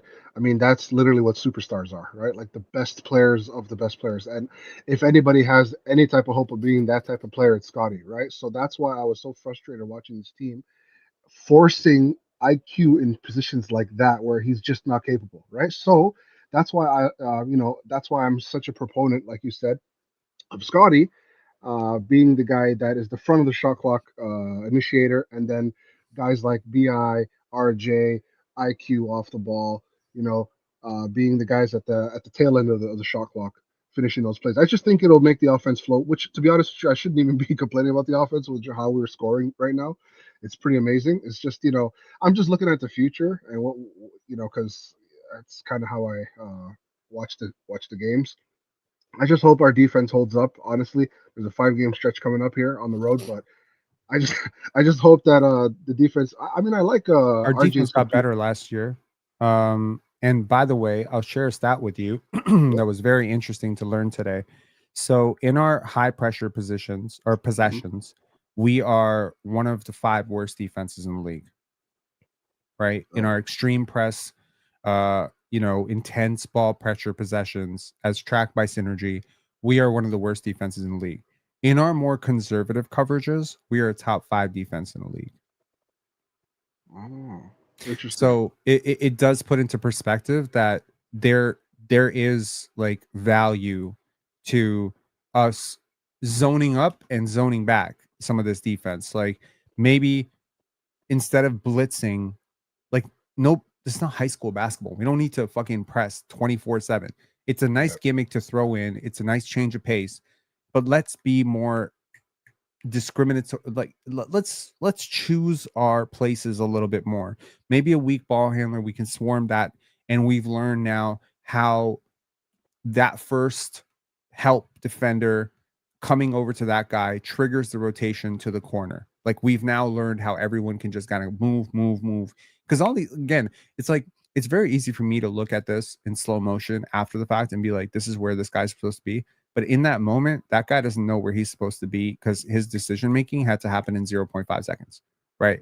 Like it was 0.5 seconds between him closing out to the shooter and him and the shooter getting a wide open three. Like I feel like unless people sit courtside or actually play NBA basketball, they have no idea how fast the shit moves. It looks slower on TV than it really is. It's super fast, right? Mhm. Every decision is like boom, rapid. Like the gap between a pass making it through that help defender's arm or hand and not making it through is like it's probably like 1 degree in like 6 milliseconds. It's so quick. So when turnovers happen, when defensive rotations don't come, when a player forgets, to rotate to a corner, it's like, yeah, you're looking at it from the bird's eye view, and it's easy to to Monday morning quarterback this, but at the same time, like these are things that take time to figure out. That being said, obviously our more conservative defense has been a lot better. We gave up 139 points in back-to-back games, and now look at how we have held the last 3 games. In our Very 3 wins, we're like barely giving up 100 points. Yep. So it's getting better, right? And it's going to get better, and it's going to get better. And I feel like as we get healthier, Jakob Poeltl is a huge part of this defense, and he's a huge part of why we sucked defensively in the beginning. He couldn't close out to anyone. He couldn't bend. He couldn't move his feet, and he couldn't protect the rim. He was useless out there. He earned every bit of that negative 8.8 box plus minus he's got right now. Right. Yeah. So right now it's just like anywhere but and there's nowhere to go but up from Jakob Poeltl. He cannot be this washed. I believe he is a professional basketball player who cares about his, the sanctity of his profession. He's not just going to drop the ball and be like, okay, well, they paid me. Fuck it. I give up on basketball. I don't suspect that's going to happen from Yak. I think he genuinely is going through a back issue. And, back issues can hamper all sorts of things, back issues, knee issues, all these things, they can really, really hurt a player's mobility. So I think like, and it gave us a great opportunity to see Colin Murray Boyles, play out of position and play great. I agree with you. I don't want one more point before I leave, Rob. I think I'm underestimating, you know, what we've seen from a Darko-led team. I mean, they always find a way to improve as the season goes on. So I think this rough start that they had, obviously, a lot of it had to do with just, I think it was just early season rust. A lot of it was early season rust, injuries, and guys finding their role on offense. But as the season goes on, I think as they build more chemistry, I think we're going to see a lot better from them overall. And I'm excited. Honestly, it was tough. The first few games was really bad. Like, I was always pissed off at the end of the game, but because I just know they're capable of so much better, right? So, but I'm excited. I'm excited to see what's going to happen. I really am. Hey man, 4-4. Yeah. We got 4-4. 4-4, man. And if I had told you prior to the season, regardless of the context of the Bucks being, tired, the Cavaliers being this, and the Memphis Grizzlies being depleted, I don't care about any of that stuff. I'm saying, if I told you the season starts 4-4, you'd probably be planning a parade, right? I'll Like, take let's it. just be real. Absolutely. Any one of us who saw the opening schedule for this team would have taken 4-4. 100%. We are an Eastern Conference team, my friend. I remind you, we are gonna play the Charlottes and the Washingtons and all those trash ass teams. We are gonna play some of these teams when they are resting guys down the stretch of tanking. Like, I think 50 games is on the docket. I feel like that should be the target. I feel like that should be the target number. And everyone in this locker room needs to say, okay, we fucked around a little bit. Our starting center was injured. We, had the coldest shooting stretch ever from Emmanuel Quickly plus Grady Dick plus Jakob Poeltl plus Ochai Agbaji in the same fucking 7-game stretch. Yep. Now let's chase 50 wins. Let's get as high as possible. Who knows, man? Like, I'm not saying this team's going to win a championship. I don't think this team's going to win a championship. But what if in the opening round, in fact, you get a chance to be like the 3rd seed or the 2nd seed, and you get to face like a 7th seed team like the Indiana Pacers or something like that? You could beat the Indiana Pacers. Now you can go to the 2nd round. Now it's between you, one more team, and the finals. Like, I'm not saying you can make it to the finals, but like, shit, anything could happen. Like, the Indiana Pacers had a miracle run last year. I feel like the Raptors need to just believe right now that they have the talent in-house. And honestly, the other thing I'll say, they got a lot of draft picks. They got all their draft picks. They got an additional 2nd round pick next year. They got a lot of young assets on this team.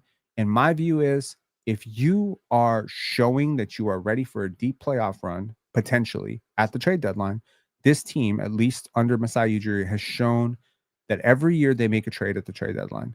Maybe this year that trade at the trade deadline is a 1st round pick for Walker Kessler, or a group of seconds for Day'Ron Sharpe. Maybe you get that upgrade, as opposed to, if you suck, you're going to get a downgrade. You're going to get an RJ Barrett trade. You know what I mean? Yep. So, exactly. and Marwan saying 3rd easiest strength of schedule. This is also a fact. I actually checked it out before this game. We have the 6th easiest schedule remaining for the rest of the season. Oh wow. Yeah, that tells you how good the Houston Rockets and all these teams are supposed to be. Houston, Memphis, these are all projected decent teams. We have not played a single Charlotte, Washington. We haven't played any of those teams. We haven't played Phoenix yet. And it's like, right now, you look at Phoenix, you look at us. Who would you take? Definitely us. I'm taking us over the Pelicans. I'm taking us over the Suns. I'm taking us over I'll take us over the Jazz. I'll take us just about over any team in the league. Not like, there's like 5 teams in this league, right? 6 teams in this league right now that I would 100% say we're going to probably lose that game. And 4 of them are in the East. Sorry, 4 of them are in the West. Yeah. So it's like, we're good. We're good, man. Be the 3rd best team in the East. Get some reps. Try to win a playoff round and see where you go from there. And then after that, you can explore Emmanuel Quickly and RJ trades in the summer. If shit didn't work out in the playoffs, now they're coming off a season where they were integral parts of 45-win team. It's a totally different leverage position to negotiate from. It's like, right now, the Orlando Magic are struggling. Desmond Bane is struggling. They could not pay someone to give him 5 first-round picks for him. Yeah. Right? Exactly. It's been 7 games. Yeah. The value is completely destroyed in 7 games. So that's kind of the point. It's like, you gotta figure that out. Anyways, man, AG, thanks a lot for calling. Appreciate you. Take care. Yeah. Shout outs to Andy Walken, new member. I suspect Andy Walken has been an old member who just possibly resigned to be a new member. And shout outs to all of you, man. Thank you guys so much for tuning in to this post game live. Shout outs to every single person who tuned into the playback live. It wasn't that entertaining of a game, if I'm being honest. Like, if I'm being completely honest, like, this was not a close game. The game would have been a lot more adrenaline if it was like 3 possessions, 2 possessions going into the fourth quarter. There was none of that. There was no drama. There was no intrigue. This was an ass whooping. This was like Muhammad Ali versus me in a ring. Okay, it wasn't that bad. But my point is, there's no drama and intrigue about an ass whooping, okay? You beat the team by damn near 30. And honestly, if you played your starters a little bit more, you could have beat them by 40. If you really, really, really wanted to push it, you might have been able to beat them by 45. This was straight ass, beat down, belt to ass type of game. And I appreciate it. One of these is good, man. We've had a lot of these late game meltdowns. This is a nice professional, feel good about yourself win. But also because this team has already sustained a 4-game losing streak, this is not one of those, like, let's get delusionally confident and let our foot off the gas. No, this team has already been through hell. Like, let's just be honest. 1-4, and everyone in the city was like, this team sucks. Hang on. I have one more victory lap to extend. Hold on one second. I got to show you guys something. I got to show you this. Okay, one sec. I promise this has nothing to do with my Dyson Daniels take. This has nothing to do with any of that stuff. Just give me 1 second. I'm going to show you this. Hold on.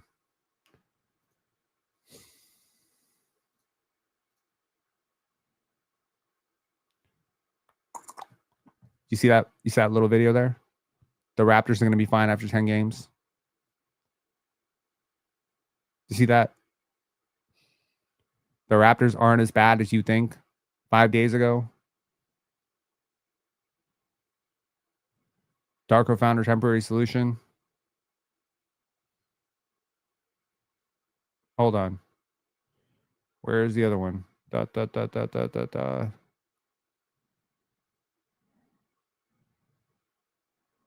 Season preview. Where is it? Where the hell is it? Toronto's bench depth is insane.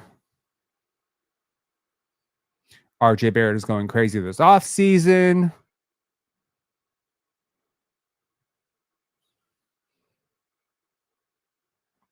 Brandon Ingram solved 600 problems for Toronto. Yo, man. Emotional growth is finding out that Pensare Basketball, I've been telling you the truth all along. Yes, I have issues with the starting lineup. Yes, I had issues with the starting lineup the whole fucking offseason. Guess what? The starting lineup still has a negative net rating. Hasn't mattered.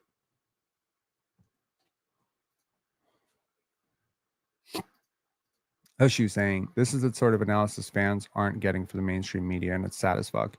It's all good, Hushu, because you getting it, and you're getting it for free. Shout outs to everybody, and shout outs to the community. Y'all rocking with us until 12 a.m.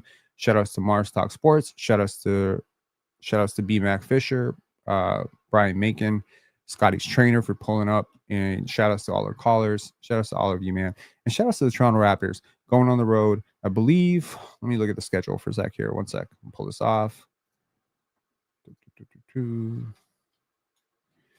Toronto Raptors, next few games, it does get easier from here, yo. So on Friday, so we have 2 days off, which is good, right? And you go on this long road trip. Here's my goal for this road trip. Belt to ass, belt to ass, belt to ass, belt to ass, belt to ass. You could go on an 8-game win streak. You could. I'm not saying you will, and you probably won't, but you could. Then you come home and you face the Charlotte Hornets. Who knows where they're going to be? Then you go back to Philly, you face them. Then you face Washington and Brooklyn. Yo, can we be for real here? If the Raptors really want to, if Scottie Barnes says, let's do this, and locks out defensively, 1, 2, 3, 4, 5, 6, 7, 8, 9. 8 of those are very, very, very winnable. The hardest game there is Cleveland. The hardest game. And you've already beat them. So, beat Cleveland, and suddenly you're the talk of the NBA. You are the talk of the NBA. You are winners of 11 straight. Go do it, man. Go do it. And it's not like it gets super hard after that. It doesn't get super hard.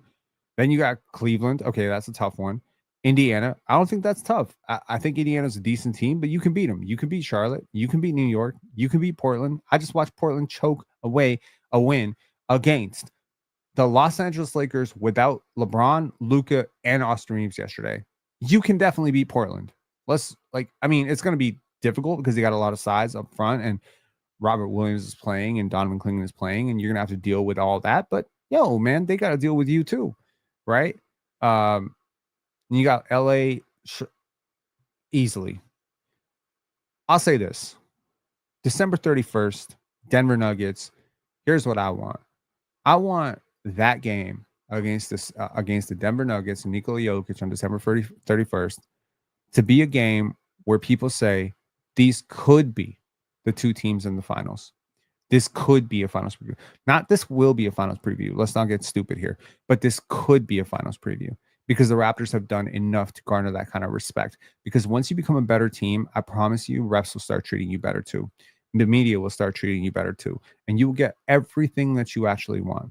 You get everything you actually want. And once you start winning, man, I'll say this as any person who's ever won anything. I won a lot in tennis. I didn't win a lot in basketball, but whatever. We didn't win any, state championships or whatever. But what I'm saying is winning is addictive.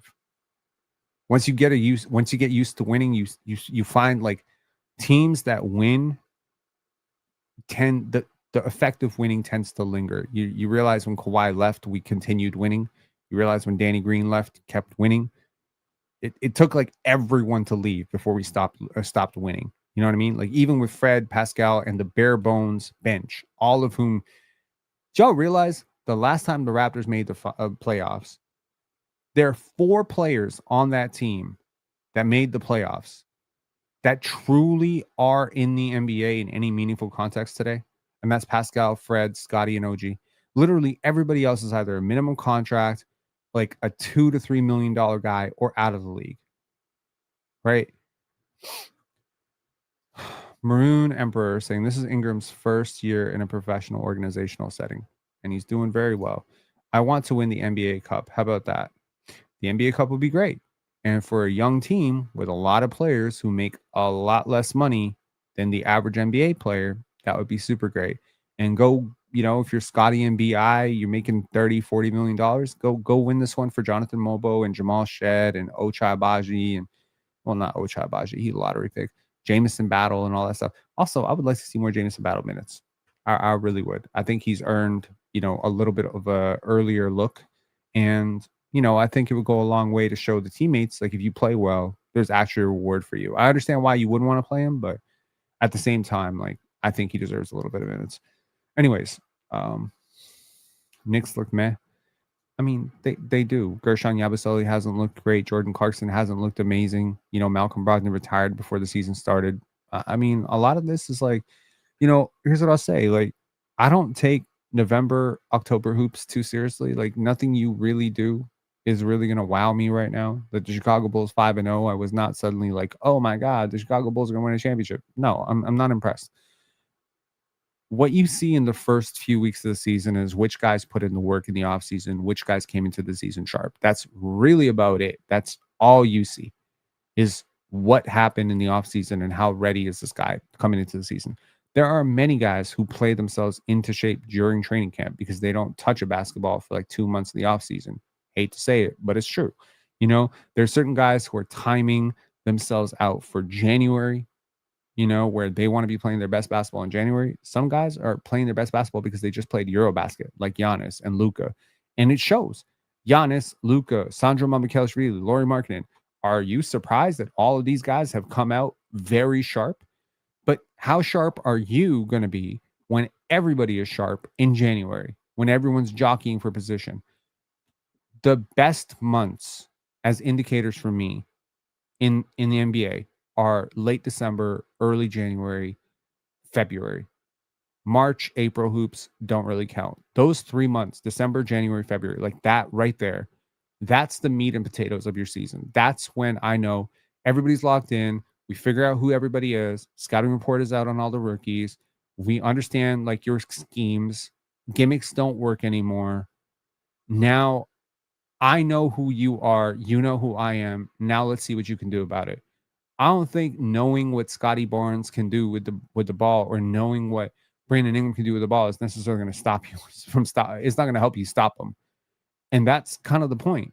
Everybody knows that Shea's getting the ball. No one can really stop him. Everybody knows the ball is being dumped down to Jokic, and he's going to do his little step, and then put it over. But no one can do anything about it.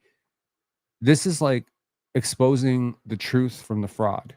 The fraud is I catch you sleeping, and I run a little victory lap on you, and I pad my stats.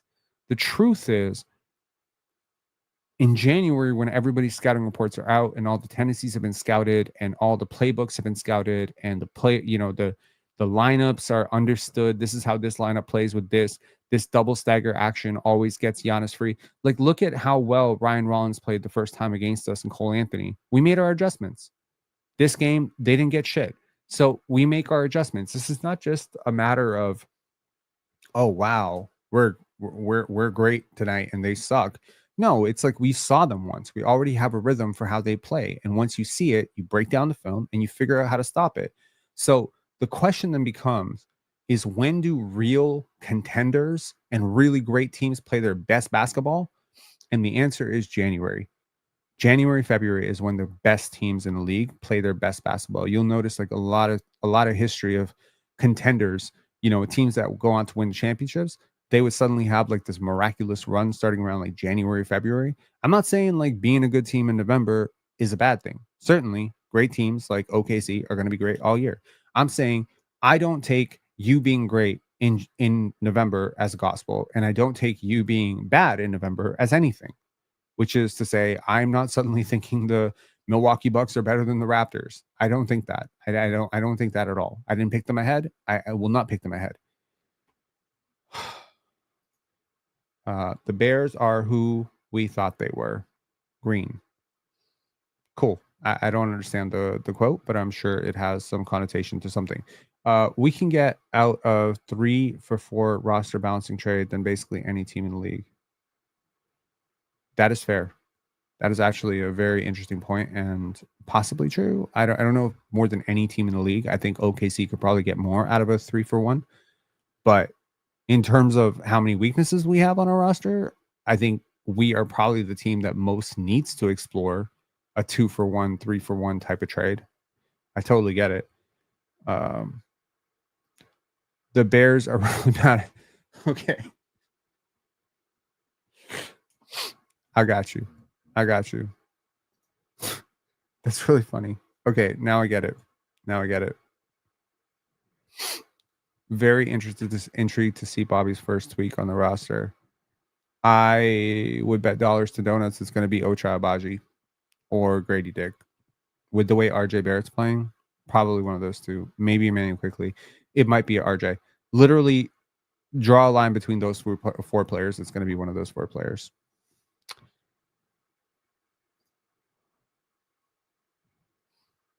Got you. You really don't. You can't do a 3-for-1 for Kessler because Kessler does not make enough money. And post-game interviews, I apologize. So the last time I showed Darko's and RJ's post-game interviews, we got a copyright strike, which means we didn't make any money from last night's live. And I am still very, very, very much committed to paying off my mortgage at the end of this year. And these lives are a part of how I do that. My work on Player's Choice, my work as a cinematographer, all the stuff that I do, everything in my life right now is directed to memberships that y'all signed up for. Everything is helping me achieve this maximum goal. So I apologize, but I do not want to get a copyright, waiver and have the video demonetized because I played the live. And it's so stupid. Like, why am I getting demonetized for that? But yeah, I wish I could. I mean, in theory, I could, but I could just put a screen over it. Yeah, I could. I'll put a screen over it. How about that? We can listen to it. We just can't see it. How's that? So I will do that. So we'll just listen to Darko Rajakovic, and I will put a no. I'll put it on, but I'm gonna put a screen over it. Cool. And the screen, I promise I didn't plan this, is gonna be a sign up for memberships screen. Okay, there we go. Your most thorough game of the year at both ends of the court? Well, if you look at it in the box score, we did both ends of the floor. We did pretty well, kept them to 100 points. They did not have a quarter. They scored more than 30. That was a big emphasis for us going into this game. And on offensive end, I think we did a really good job of moving the ball, especially that first half. I think they made some adjustments in third quarter and the fourth quarter. And I think we adjusted well to that. It got us a little bit off of the balance for a second, but we adjusted well after that. Is that a sign of just a team growing together, that when the other team makes an adjustment, you have a counter to their counter?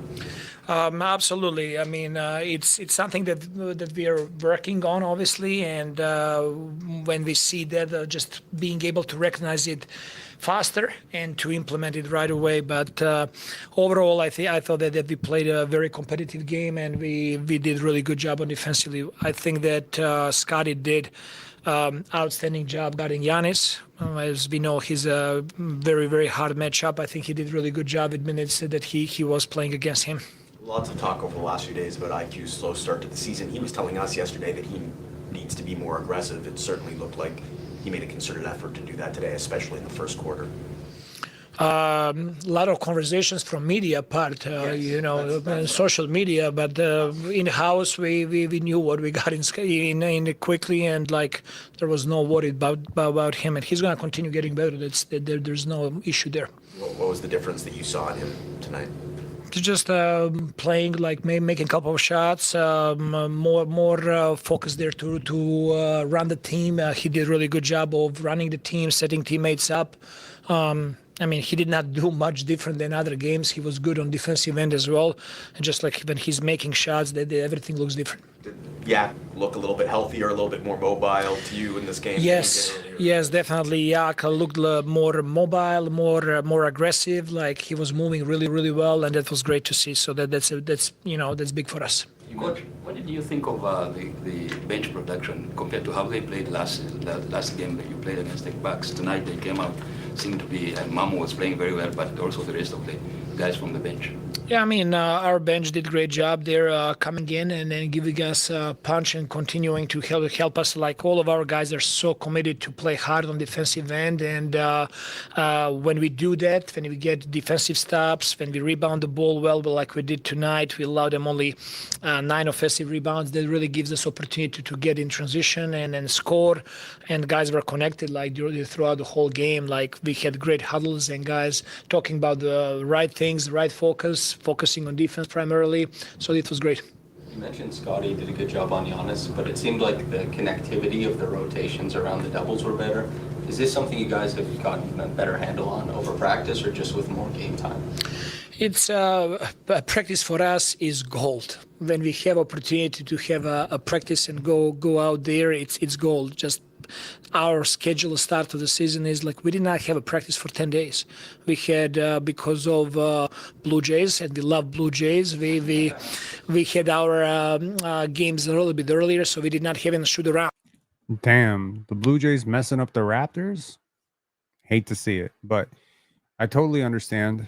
And yes, the Raptors were really plugged into the home games of the Blue Jays. They watched all the games together, and I think it's a little bit underrated, like how much having a team in your city do what the Blue Jays did. And shout outs to the Blue Jays. I became quite a big fan of theirs through this entire process.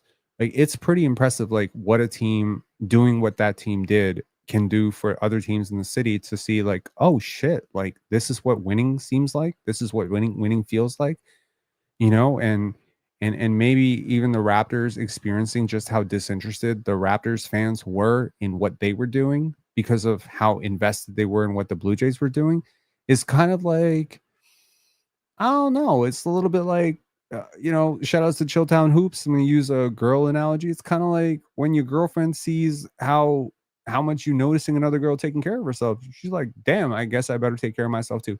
That's toxic as hell. I shouldn't have said that, but you get my point. Continue. So we're just coming to the arena and, but this group, we watch a lot of film. We are addressing the right things. Guys are focused, they love each other. They compete for each other. So it was great. I was really impressed with Brandon Ingram tonight. I think defensively he did an outstanding job there as well, covering for teammates, playing the right way, making the right decisions on offense. And his teammates, they respect that as well. When you were watching the first few games where the defense was in a really tough spot, were you cognizant that it just needs to be a step or two this way, a step or two that way to kind of tie it together? That's always like, we talked about that. It's always like when the season starts, like you're learning through games. You're learning what other teams are doing, what's working for our group, what's not working. Like you cannot have just one plan and stick with that. Like we are learning on the fly, and our coaching group and our players, we're open to that. We know that we don't have all the answers, and we're not afraid to fail and to learn through that failure and to continue growing. Our focus is just every game to be 1% better and every day to be 1% better than the day before. So that's our whole focus. I think Sandro had 7 of 7 rebounds tonight, maybe 4 offensively. Like, are you seeing him more effective, closer to the rim as he's getting more minutes out there? Yes, I mean, Sandro is really good rebounder, really good offensive rebounder. We knew that. He's just getting more comfortable with his teammates and getting more consistent playing time. And we still want Sandro to be even more aggressive on offensive end and to shoot the ball even more when he has closeouts. But it was a step in the right direction with him. Is that a guy with a guy getting used to those consistent minutes? Because he never really had a run with the team where he played every night. It is. It is. We had a great conversation yesterday, and he's always playing with the worry, like when the sub is coming. I told him, like, I'm gonna sub you only when you don't play hard. If you miss shots, I don't care. I never subbed in my life a player because missing a shot. It's not about that. There is no player that wants to miss a shot. We just want to be consistent, to play to the standard. If he's playing this hard like he did tonight, he's going to have minutes on this team always. Well, you love to hear it. You love to see it. That's great. Wonder if there are any other people. Kids, I mean, no. Ugh. Okay, there probably were. Hang on 1 second. Lord help me. If I get a copyright for this, I'm going to be pissed. Mamu. Jakob. Damn. We going all Europeans? Okay. You got a role where you're going to play every night. Mm-hmm. Are you used to that now and enjoying it and fitting into it a little bit more? Getting used to it, I don't think like I want to get used to it. I think I want to earn it, and I want to like keep proving myself that I'm earning my minutes. You can never get comfortable. I feel like in the league, you gotta always kind of, make sure confident and just ready. So I just want to stay ready, and whatever minutes I get, I just want to use them as productive as possible. That's a great answer. I love that answer. When you are on the floor, you seem to have a nice combination of being able to jump out in transition, but also spotting up. Yep. How is it sort of finding that combination of kind of lingering on the perimeter and being available, or getting to the rim and getting to the paint? I think it's a learning process. I'm really excited because everybody, I feel like, on the coaching staff, my teammates, they all trust my shot.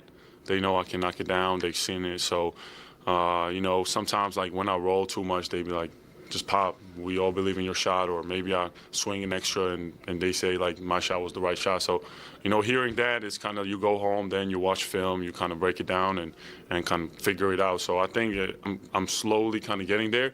But I think the main thing is just knowing that everybody back in the locker room has my back and they want me to play my game instead of just coming in and just being that 5-man and just rolling and stuff. So, I'd say I'm getting used to that and figuring it out, and I'm excited. A lot of your minutes are tied to Jamal's.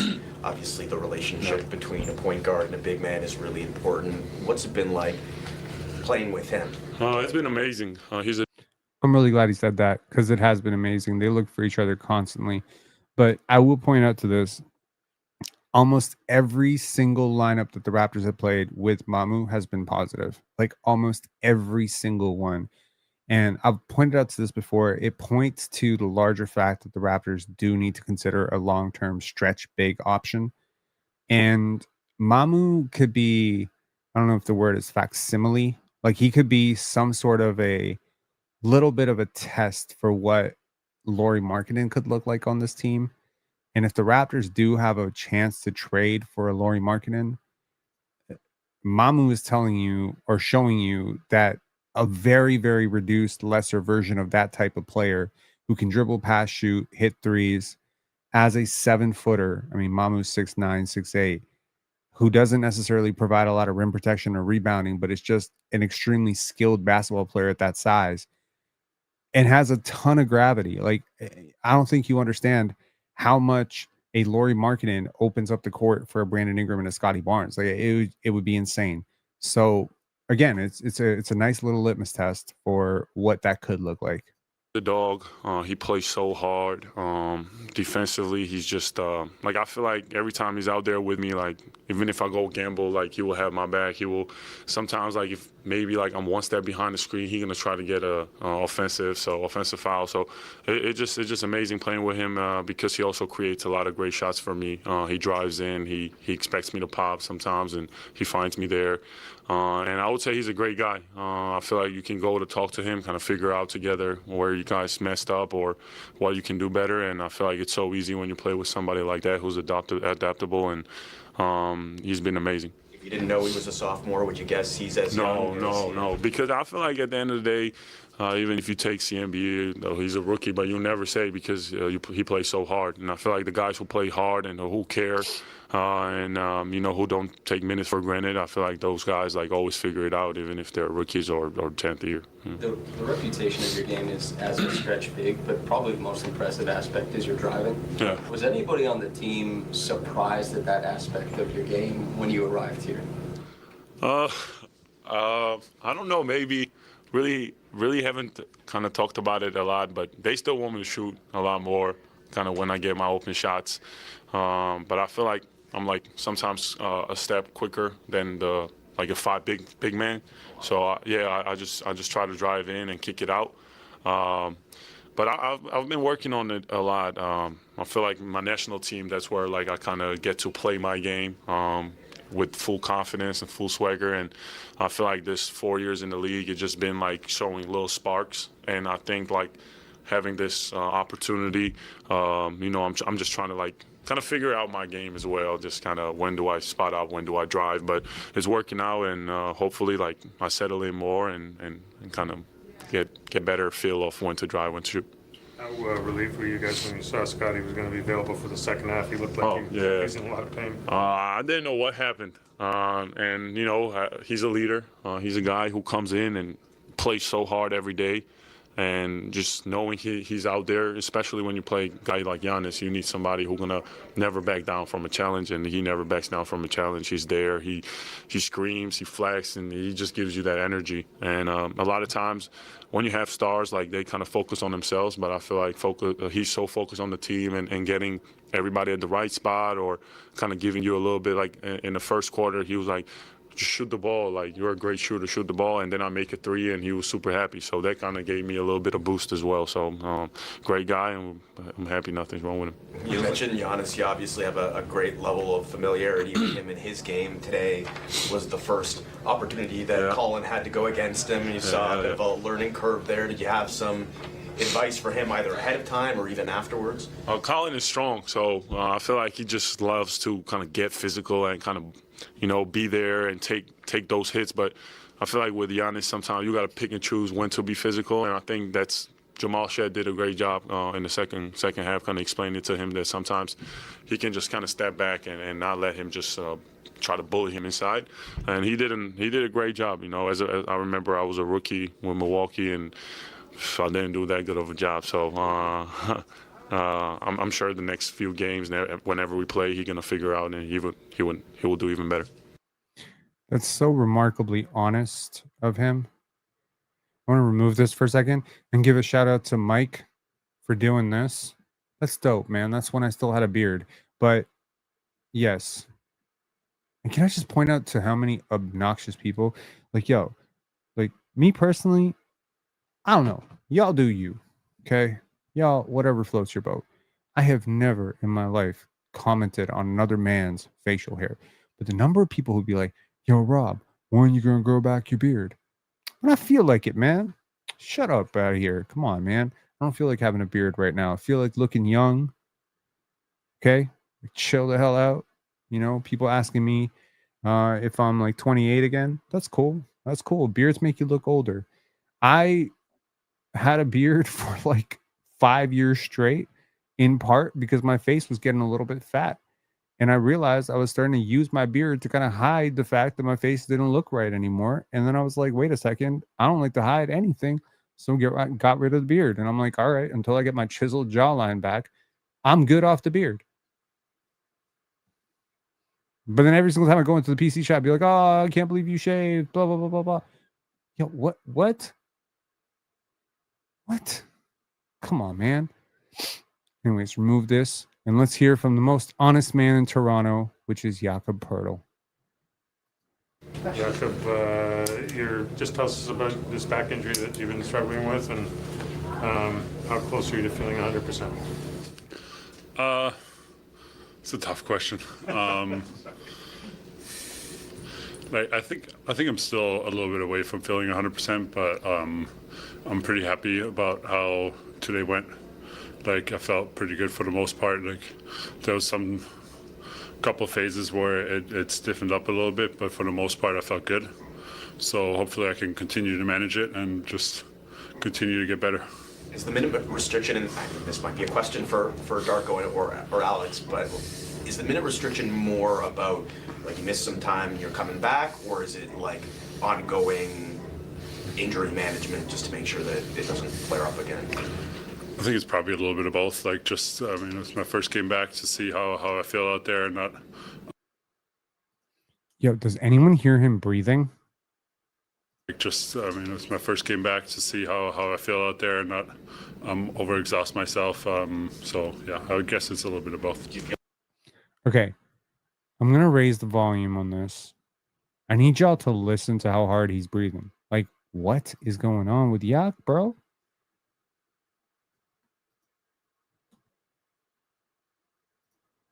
Okay. Please don't get copyright strike for this. Like, it's something that you'll have to keep an eye on and manage, get treatment for a while. It's like, is he exhausted? Is he sick? Is he okay? Never heard anyone breathe that deep before, man, and be normal. I hope he's all right. Random.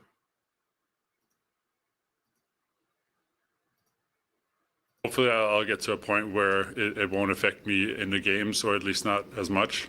But yeah, to be honest, I don't have much experience with stuff like that. So I'm still trying to, like, gauge the whole situation and just trying to, like I said, get better every day. Has it been affecting you a lot outside of the games, like in your personal life? I mean, it depends. Yeah, like, some days it's better, some days it's worse. I wouldn't say it's like